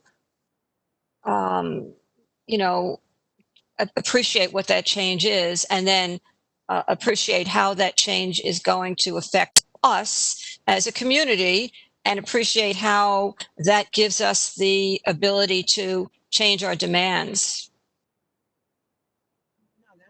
I would say, but I think that's a very good point that Karen made. Because we don't know what the future is going to look like. Both, what the other side of the pandemic looks like, and what if have a 9-story shell just sitting there for years? I mean, we don't have to have a 9-story building. I think I agree with my colleagues here about how just the negative impact it'll have on the historic district and the residential district. So so that's I think that's something really to consider. Yeah, I agree. I think this is I think it would be irresponsible if we didn't consider it and didn't have a discussion on this. Yeah. So Trina, you were going to, you think you could work with Ben on getting some ideas of things, maybe precedents he might have some idea, and I think that all of us can think and try to brainstorm and get some more specifics, if that's okay with you all. I would like to be a part of that discussion. I don't know who else would. I think that everyone on this committee Yeah. is competent and capable. I think this is a good committee, and I think that we can, within the next couple of months, try to come up with some kind of more, specific list of ideas that we can present to the full board as things that we can. I'm going to say demand of the developers, not just request. I have one concern though. I mean, my concern is not so much. I understand what Karen was saying, but I wasn't part of this committee. I never support 12 Franklin. I always felt a little bit that, there is always a narrative. Now we have the narrative, Acme Fish, all these needs. I'm kind of tired really to say, oh, let's ask something in exchange, them to take care of the trash can, them to take care of the cup of a plot of grass on the waterfront. To be honest with you, what I see here as a resident, and I'm attached to this community, I see that this is a major dramatic change of zoning, which to me always felt, when I look at the map, and I experience, I say, not only I saw what the future development want to be, all of us, now we've been experiencing the development in full effect, and I always felt that was a kind of safety cushions that was meant to somehow, even if they said, oh, potentially, nobody would build a 8-story building as an M3 heavy industry. It was always felt that was the safety cushion, the barrier between these unstoppable development on the waterfront and the narrative, because when I look at the number, that's why I question them, what they occupy is like 70,000 square feet to obtain 95. They could achieve that. They don't lease the space. I know factory business, they lease the space. They own the property. They have an asset. They all is smoking fish in the country. They're very successful. They export. We should ask, and probably the facility in North Carolina already covered probably 80% of their production. It's a business opportunity for Acme Fish, which I'm attached. I swear, I have fish in my refrigerator from them right now. But I don't want to absolve this idea, and I don't want to say yes to a developer, which is a pure developer. And it's a joint venture, and it's a way for Acme Fish to evolve into and diversify. And when you have capitals, you can do that. And their capitals is their factory, is the location that they already own. They've been on since 1905. And I believe it's kind of a little bit of blackmailing the community. And maybe... I don't believe that. No, I don't believe that. I've been working for 10 years. We've been trying to find an alternative facility. They cannot have multiple sites throughout the community. It just doesn't work. The real estate is not affordable for manufacturing. Even just down the block, they wanted too much money per square footage in order for them to lease the space, which was even close by. It's just not cost effective. I know, but this will come for free to them through the development for free, because that's what will be the exchange. And I believe if you're a manufacturing industry, sometimes you have to invest, and they have the capability to invest. It can be for free. I thought I heard Jeff say at the beginning that they're going to lease, that Acme is going to lease the property from Rubenstein. Yeah, they are partners, but then then they will also be leasing the, they did say that they are partners, but that they will also be paying, I guess, we'll be leasing that space. But my understanding is that they are actually co-partners in this development. But they're also the owner of the land, and they're also the current owner of the building, and they don't have any, right? They don't pay rent, they don't pay anything. So they only produce, and these are questions I don't know in detail, but for what I've read, and I read extensively, I try to catch some of this information. Honestly, what I might decide would be And then- there is a way we could redimension the scale of this project. Maybe not interesting to Rubenstein anymore, but maybe still something feasible for Acme Fish. Those are my questions, really, and my concerns. And I agree with you. And, does it have to be 9 stories? Right. What percentage of, what percent? Or, can we ask for additional manufacturing space? I mean, I don't know. These are the questions,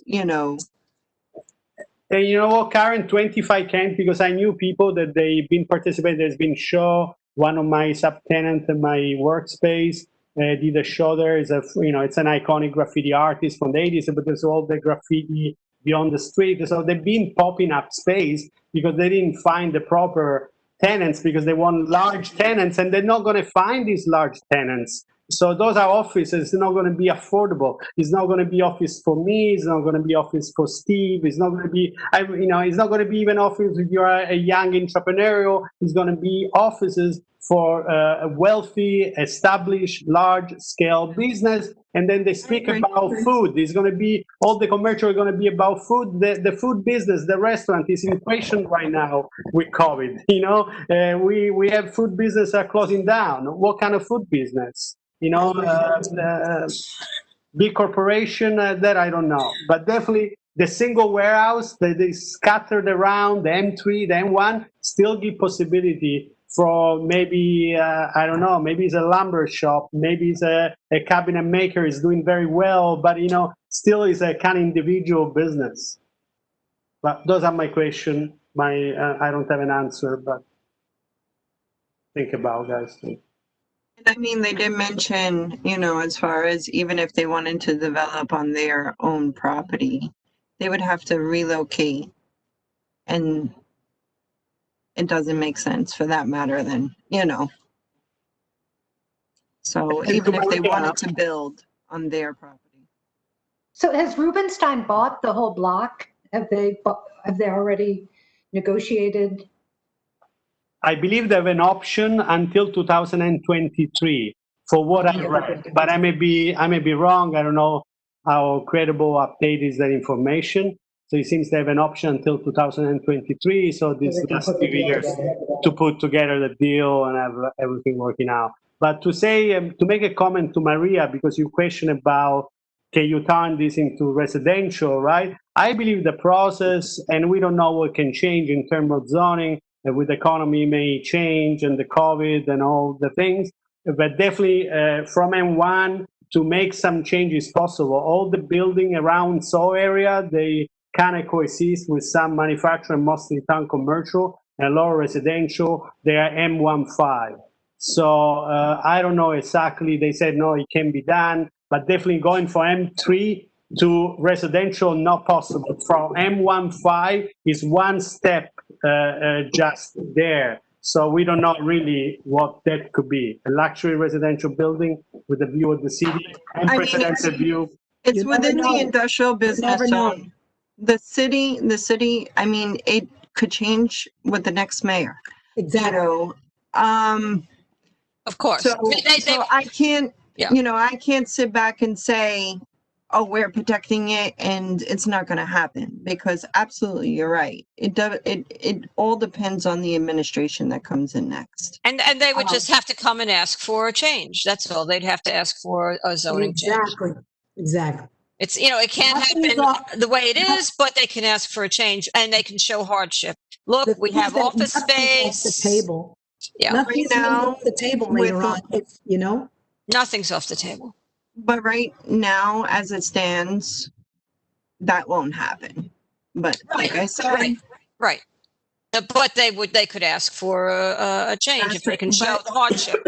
right, but that won't happen because it's still all industrial surrounding them. Yeah. The hotels. And manufacturing, so that will not happen. But yes, look, they were that's looking right, for a Kristen. hotel.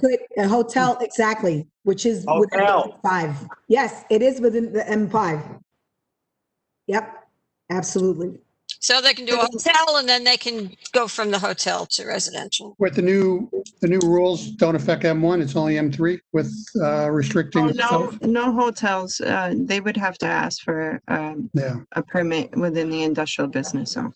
It's in the IBZ. Yeah, I mean, I think at this point, without doing more, they're not going to be able to do residential there.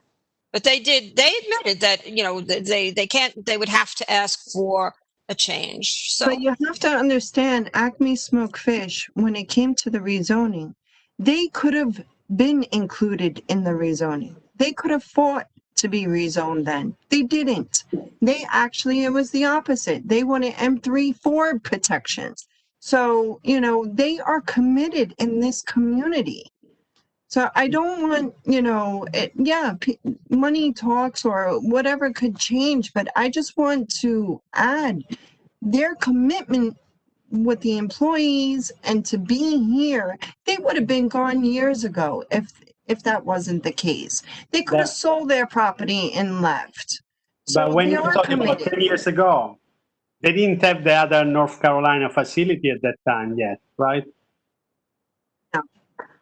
So you see, they experienced something else. They're ready to flip the cards. They will flip the cards at party, But they ran out of space, and it's cheaper. Obviously, it's cheaper in North Carolina. It's a business. look, I don't think that I don't think it really serves any purpose to question their motives. They've been here for so many years. But so I really don't, and I don't see the purpose of that. I think, to me, the question is, does the community find what they are planning to do to be acceptable? Should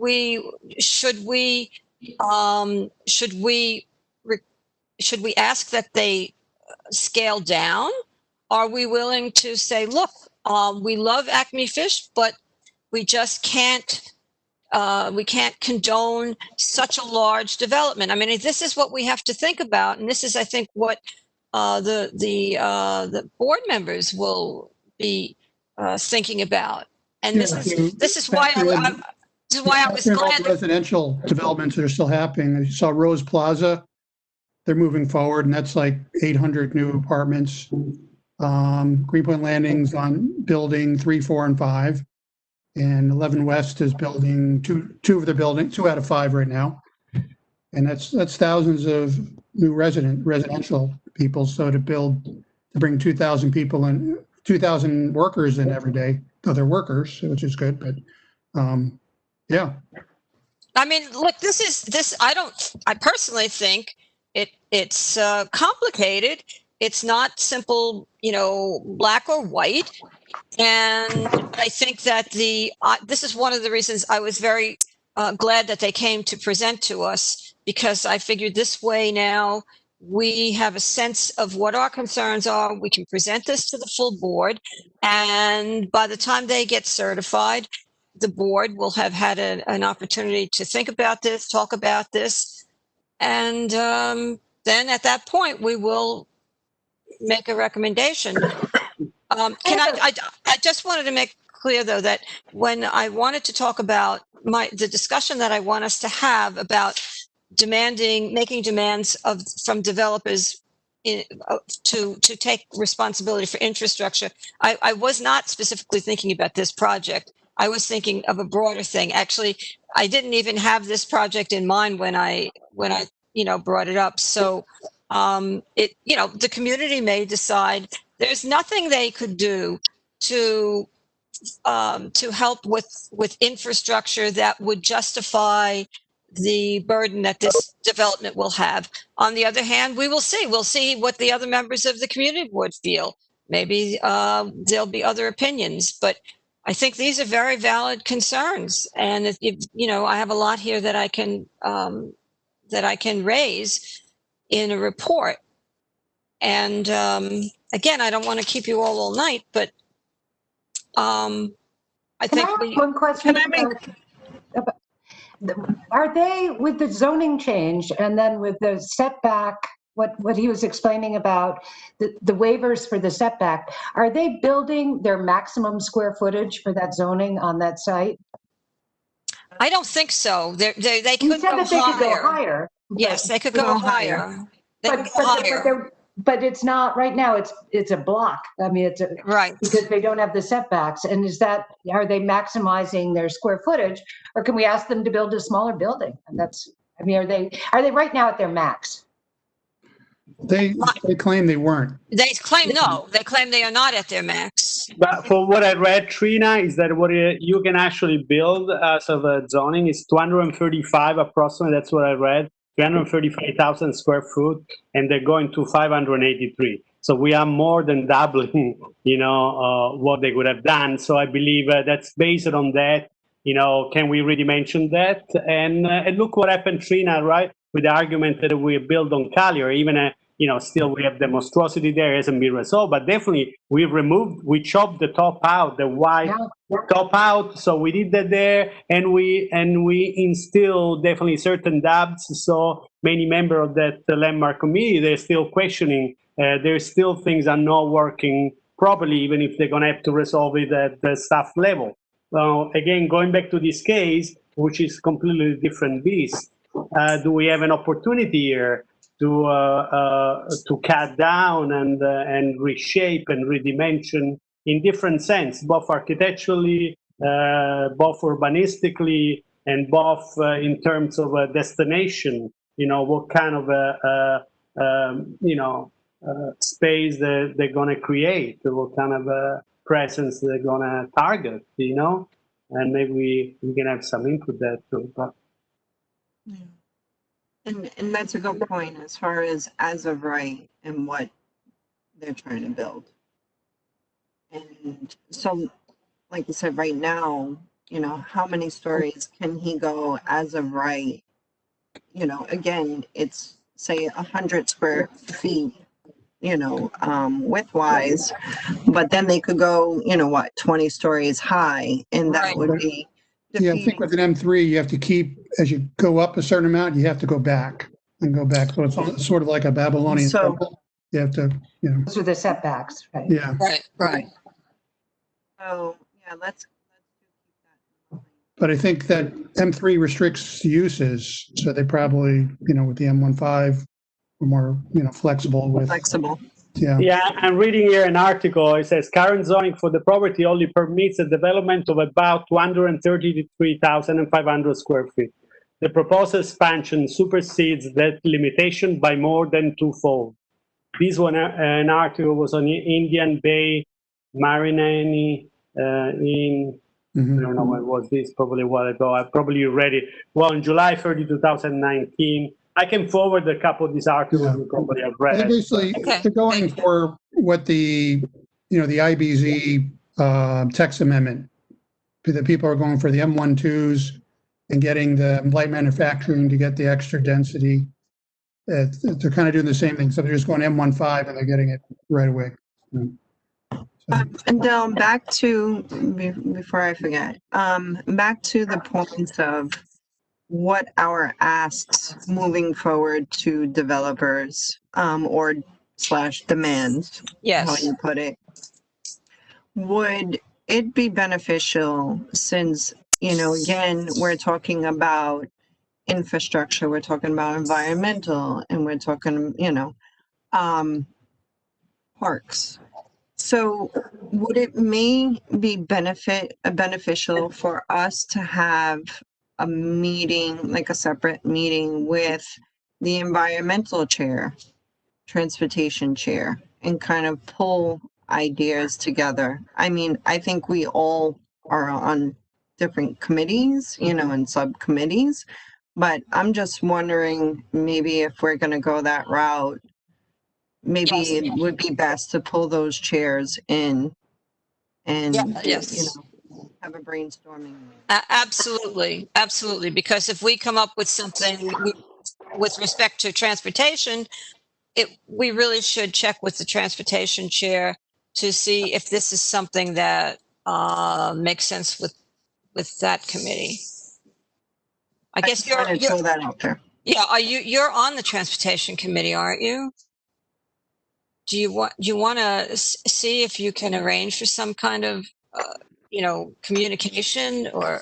What would you suggest would be the easiest? And Willis is environmental chair now, so. No, I am. Oh, you are?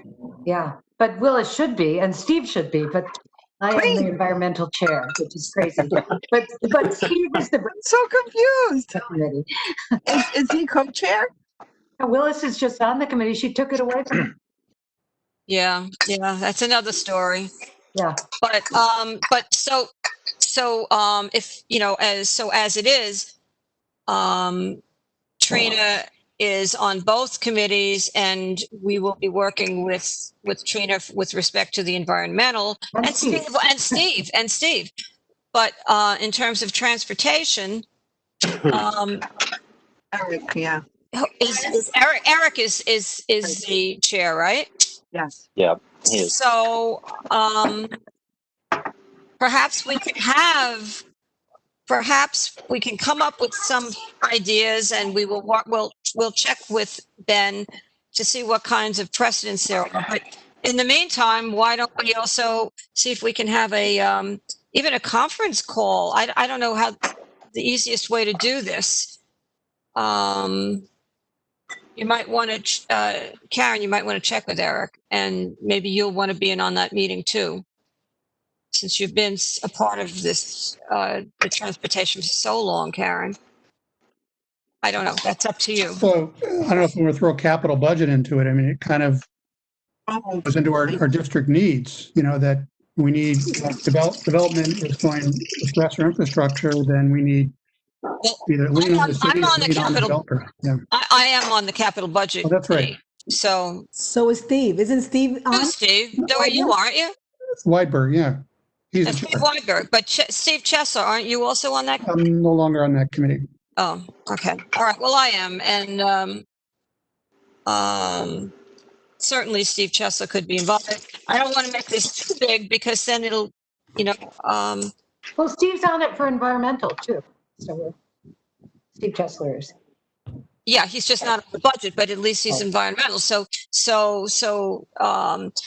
maybe each committee, perhaps the environmental and the transportation and the budget committee could decide what people they would want to be involved in this conversation. And then how do we actually, can we, for instance, Marie, can we set up a meeting on WebEx for us to meet? If the committee chairs would like to have a joint meeting, we just set up an agenda and we can do it on WebEx. Okay, great. I mean, somebody would have to organize it and like we did when we were doing the 197A plan, we did pull the different committee chairs in, but it depends on how you want to structure it. But we could set something up on WebEx.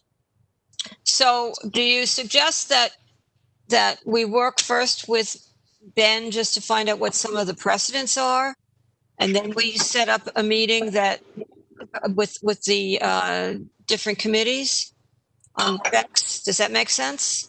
Well, I think you had talked about doing that in the very beginning, that you were going to sit down, Trina, you and someone else to talk about this. Yeah, with Ben. Yeah.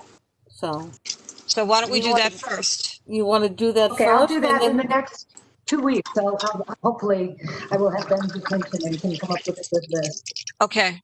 And maybe that we can look to other boroughs too. The only thing I have a question is, where is this going? What is the focus of this? The focus is to come up with realistic demands that we can make of developers with respect to their taking responsibility to assist the city or to take responsibility for maintaining or paying for or developing infrastructure that their development is going to put stress on in an environment where the city is just not going to be able to is going to have all these cutbacks and what's realistic, what are the things we want to demand, and then we can develop this as a, we can have a policy that perhaps the board will adopt. Yeah, the only reason why I raised the question is that we've been down that road a couple of times, and the people who do the, I guess what you would say, the final say-so as to what is acceptable and not acceptable is like city planning. City planning says, well, this is not something that can be entertained in this type of project. Well, it's not something that we take into consideration when we're determining the environmental impact. I think That's what you're going to need to look at getting some resources as to like, what is workable, not workable.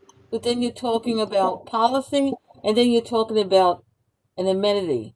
So I mean, I know we were pretty heavy on trying to get amenities for projects when we couldn't get anything else, and the developers would say, "Yeah, we could give you this, we could give you that." I guess the biggest disappointment was when they did the Domino development because it changed hands 3 times. And there was like a lot of amenities and ideas that went along with that, and they just kind of went by the wayside. And then it all was whatever was done with city planning, things that you can include, things you can't include. I think you need to also pull in somebody that can help you, look at those areas because they could turn around and say, we don't have to do this. Well, So maybe I maybe was you might want to actually- talk to Richard Barrick, Barrick about well- including him. Richard Barrick? Richard Barrick has always been a resource to us. Richard would be happy to talk to us. I just think that his time is very valuable, and so is all of our time. But we have to start somewhere. I also have to say I had a recent call with the Department of City Planning for Brooklyn as part of, as some of you may know, I'm very much opposed to Two Trees Planet Con Ed, and so we talked to city planning, and they seem more interested than I would have necessarily thought in potentially being more open to new ideas, and so it may be worth just engaging some of those folks. And I have named the folks who could potentially talk to, because if you're worried about them, then why not engage them in the conversation up front? Sure. Because and the other thing I just want to make, and I'm sorry, I don't want to talk too much, is we also have to think, as we think about this, not only what should we be asking for, but when is something so far afield from what this neighborhood needs that there's no set of conditions that are something we're going to approve. I don't want this necessarily to be viewed by the community as we're just going to get what we can and always approve these things, because I think there's a line on some of the stuff where you just can't cross it because the proposal is just so out there or so large or just doesn't fit within the character of what we're looking for in the neighborhood, that we shouldn't be talking about concessions at all. But anyway, I'll just leave that at that. As you think about those things with those other committees, you may want to think too, like where do we draw the line on just saying no? So Absolutely. wait, I'm not sure I understand your point, Keith. Well, I guess my point is, like, again, I don't want to talk about one particular development or one particular view. I mean, I have my own views on things, but I mean, I frankly think that Two Trees isn't going to be able to do a darn thing that's going to alleviate the real needs of this community if their ultimate goal is to put up 2 60-story towers. I just don't think it's feasible. On the other hand, a project like we were just talking about tonight, I could see them doing things because I think the scale of what they're looking to do is just different. I think the scale of a 60-story development, an area that was not rezoned and was purposely not rezoned, if that's something that ultimately is going to happen, I mean, you can talk all you want, but without adding more subways, without adding, I mean, I suppose they could say we're going to run a brand new ferry and it's going to go from here to 14th Street and we're going to run it 24/7. Maybe there is a solution, but I have my doubts that they're going to be able to do anything that's really going to alleviate the burden on the waterfront of adding those when we have yet to even see the full impact of all of the other buildings that aren't even finished yet, including their own Domino complex. Right. And that may just be the be all and end all of it. For instance, even with the Acme Fish, as Sante pointed out, even if they're going to, be willing to do something with the infrastructure, maybe take on, put in more garbage cans and put money towards the G train. It may well be that the community is going to say, there's nothing you can do short of a miracle that's going to make us approve the project the way it is. And that well may be the case with 2 trees. I mean, I don't know. I don't know how they can make, I don't know how they can make that project something. I don't know what they could do to make that project not be an intolerable burden on the community. But And in that was case- simply my point. Yeah, that was simply my point. Is that Yes. that there are going to be projects where some sort of concession on the and ease of burden will make sense, and I think there may be others, and we can all debate that just won't. And so that's all I'm saying is you think through with the other committees kind of what kind of things we could ask for. We also have to think about where those lines may be drawn, and and it's going to be case by case, of course. So.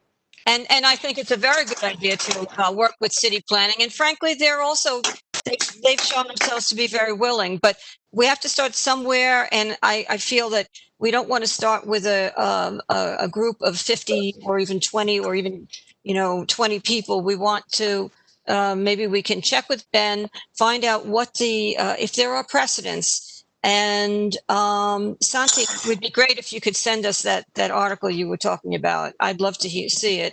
I'll send you a couple, some on the Green Pointer. They are Or different. link anything, and then I think we should set up a WebEx meeting with the either the heads of the different committees or maybe the heads of the chair of the different committees can talk to whoever is on his or her committee, and then there may be one or two other people on the committee that really wants to be a part of it.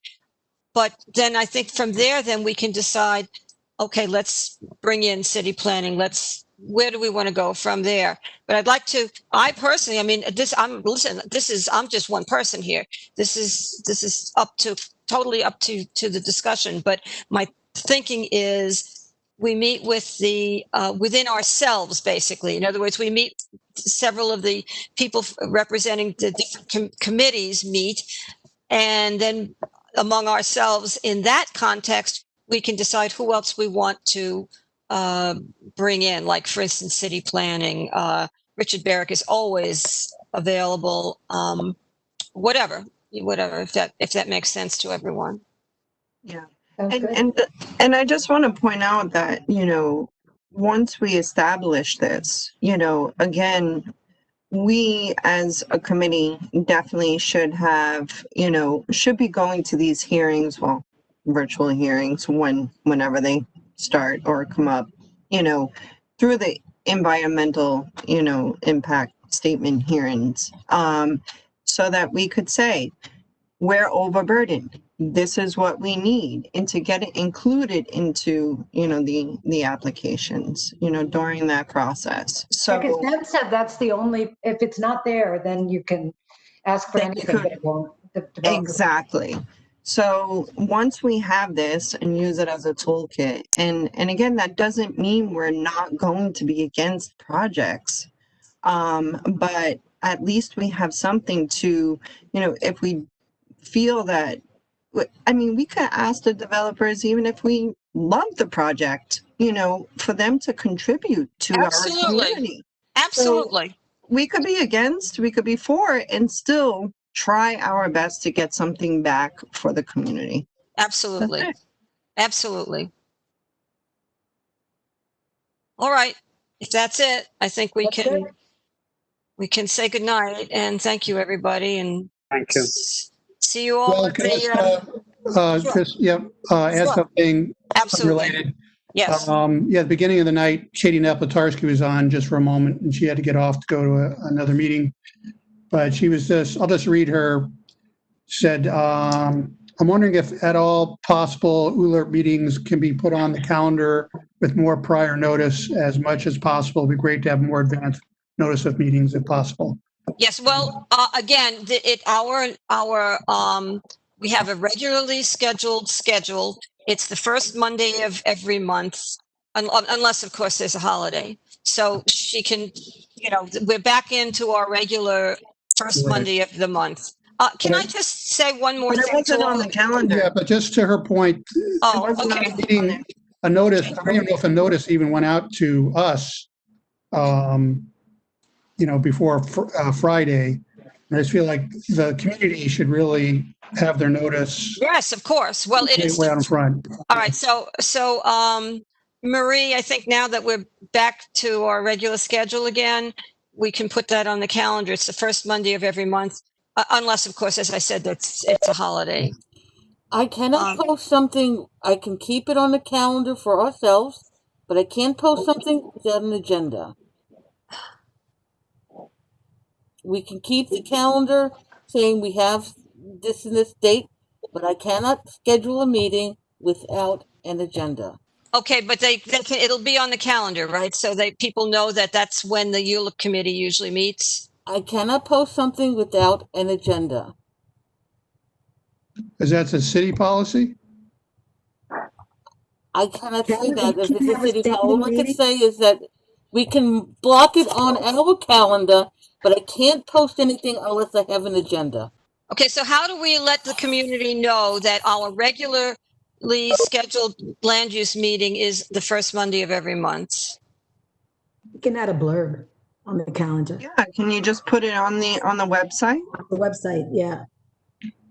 Well, there's a link to a PDF that has, when we met a year ago and we mapped out all of our It meetings. says meetings. Yeah. And land use was the first Monday of every month on that.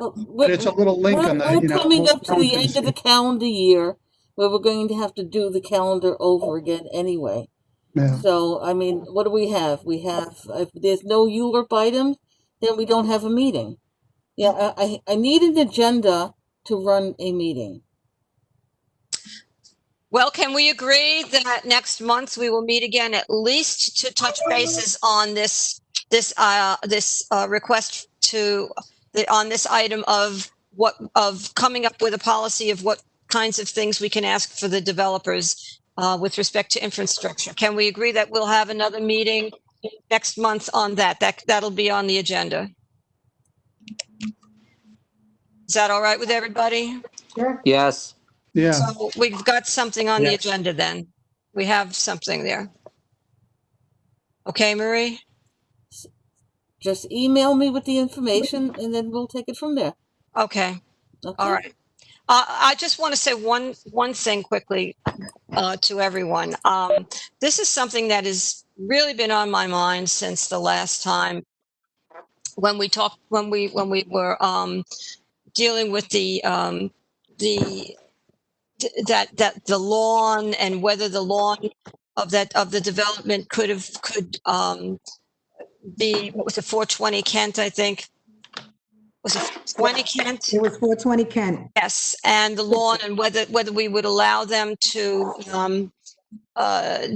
go along with getting rid of the grass and putting in the surface that the Parks Department recommended. And I just want you all to know that personally, I've lost sleep over this. I just think that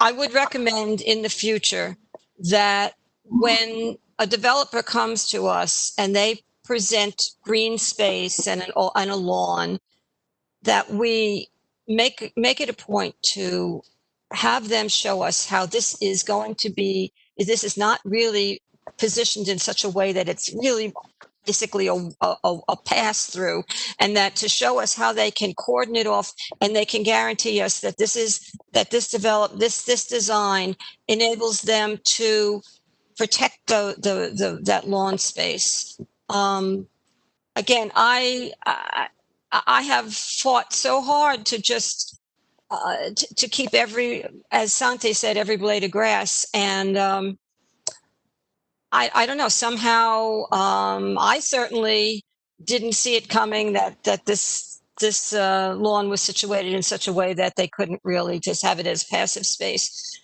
But I think perhaps in the future we can really be strident about that? Well, I've been on the Parks Committee, and I'm chair of two friends groups, park friends groups, and I realized 2005 rezoning was all about, that was the one thing that we approved was the open space aspect, but we're in volunteering in the parks, on being on the ground, you can just see the level of abuse in parks is just increasing, and people are going into the gardens that have railings or fences and using it as a dog run. And they're bringing their kids in there and they're running all over. And so it's a real challenge. And especially with small lawns, if they're not constantly kept up, watered, especially they need water, they just go to hell and they turn into a mud pit. So there is a challenge there that I respect. So I feel like they're, and they're offering it, it's still going to be a public, it's going to be gravel and they'll have additional seating. So it's a communal space. I wish everything could be very, very naturalistic and with, as much plantings and lawn as possible, but people are, fill in the blank, Yeah. All right. And Well, it's like, the anti-mask people are the people who go in and they let their dogs off leash and run everywhere and tear everything up. It's just, they give you the same kind of attitude. Like, what right do you have to deny me and my dog child, to abuse his lawn, so. There is also an issue. I want to add to Steve's comment because I live right next door. So I live at 450 Kent. And I know exactly what happens. I know the trepidations and I know that what they said. I don't think that there was any intention of them pulling the wool all over our eyes. I think that's a real problem that has merged that they didn't anticipate happening. And this is where they're at. And it's only because I'm witness to it. I mean, I use that, walkway, I hang out there, and I have two dogs, which you haven't seen, but my husband kind of called me and said, "Are you walking the dogs?" And I said, "Yeah, in 2 minutes." And that was 20 minutes ago. oh, I'm sorry. Well, one thing we could do when we look at a design, So what? when we look at a design, make sure that the green area is not a corridor, that it's not a through. Yeah, that's what I'm Just be saying. cognizant of it. Right. So- That's what I'm saying. And Steve, thank you. You made me feel a little bit better. Thank you. Don't know if you meant to make me feel better. I think you did, and I thank you. But I want you to be aware, because Steve knows very well how much we fought in the past, right, for other issue, which is about taking away any natural space, including a little bit of grass. And definitely the Parks Department, it hasn't been advocating for real natural park space. So, there was This a is Parks voice. Department. We should save this talk for the Parks Department and finish the Right. meeting. You're right. All right. I guess Okay. we better go. Thank you, Yeah, but I everybody. think it's really important, Del, Yes, just to be yes. reminded, because you remember that Greenpoint Landing meeting we had when they had the waivers? Yeah. And the way people stood up for that was a game changer. That changed the way developers were, who still had to develop their waterfront spaces. They all come to the community and get feedback on what they're doing, and we're holding their feet to the fire or the feet to the grass. Yes. I agree. So. Yeah. All right. With you on that. Good. All right, guys. I think Bye, that's guys. it. Good night. Good night. Bye. Good night. Bye. Stay healthy and safe. Good night. You too. Thank you.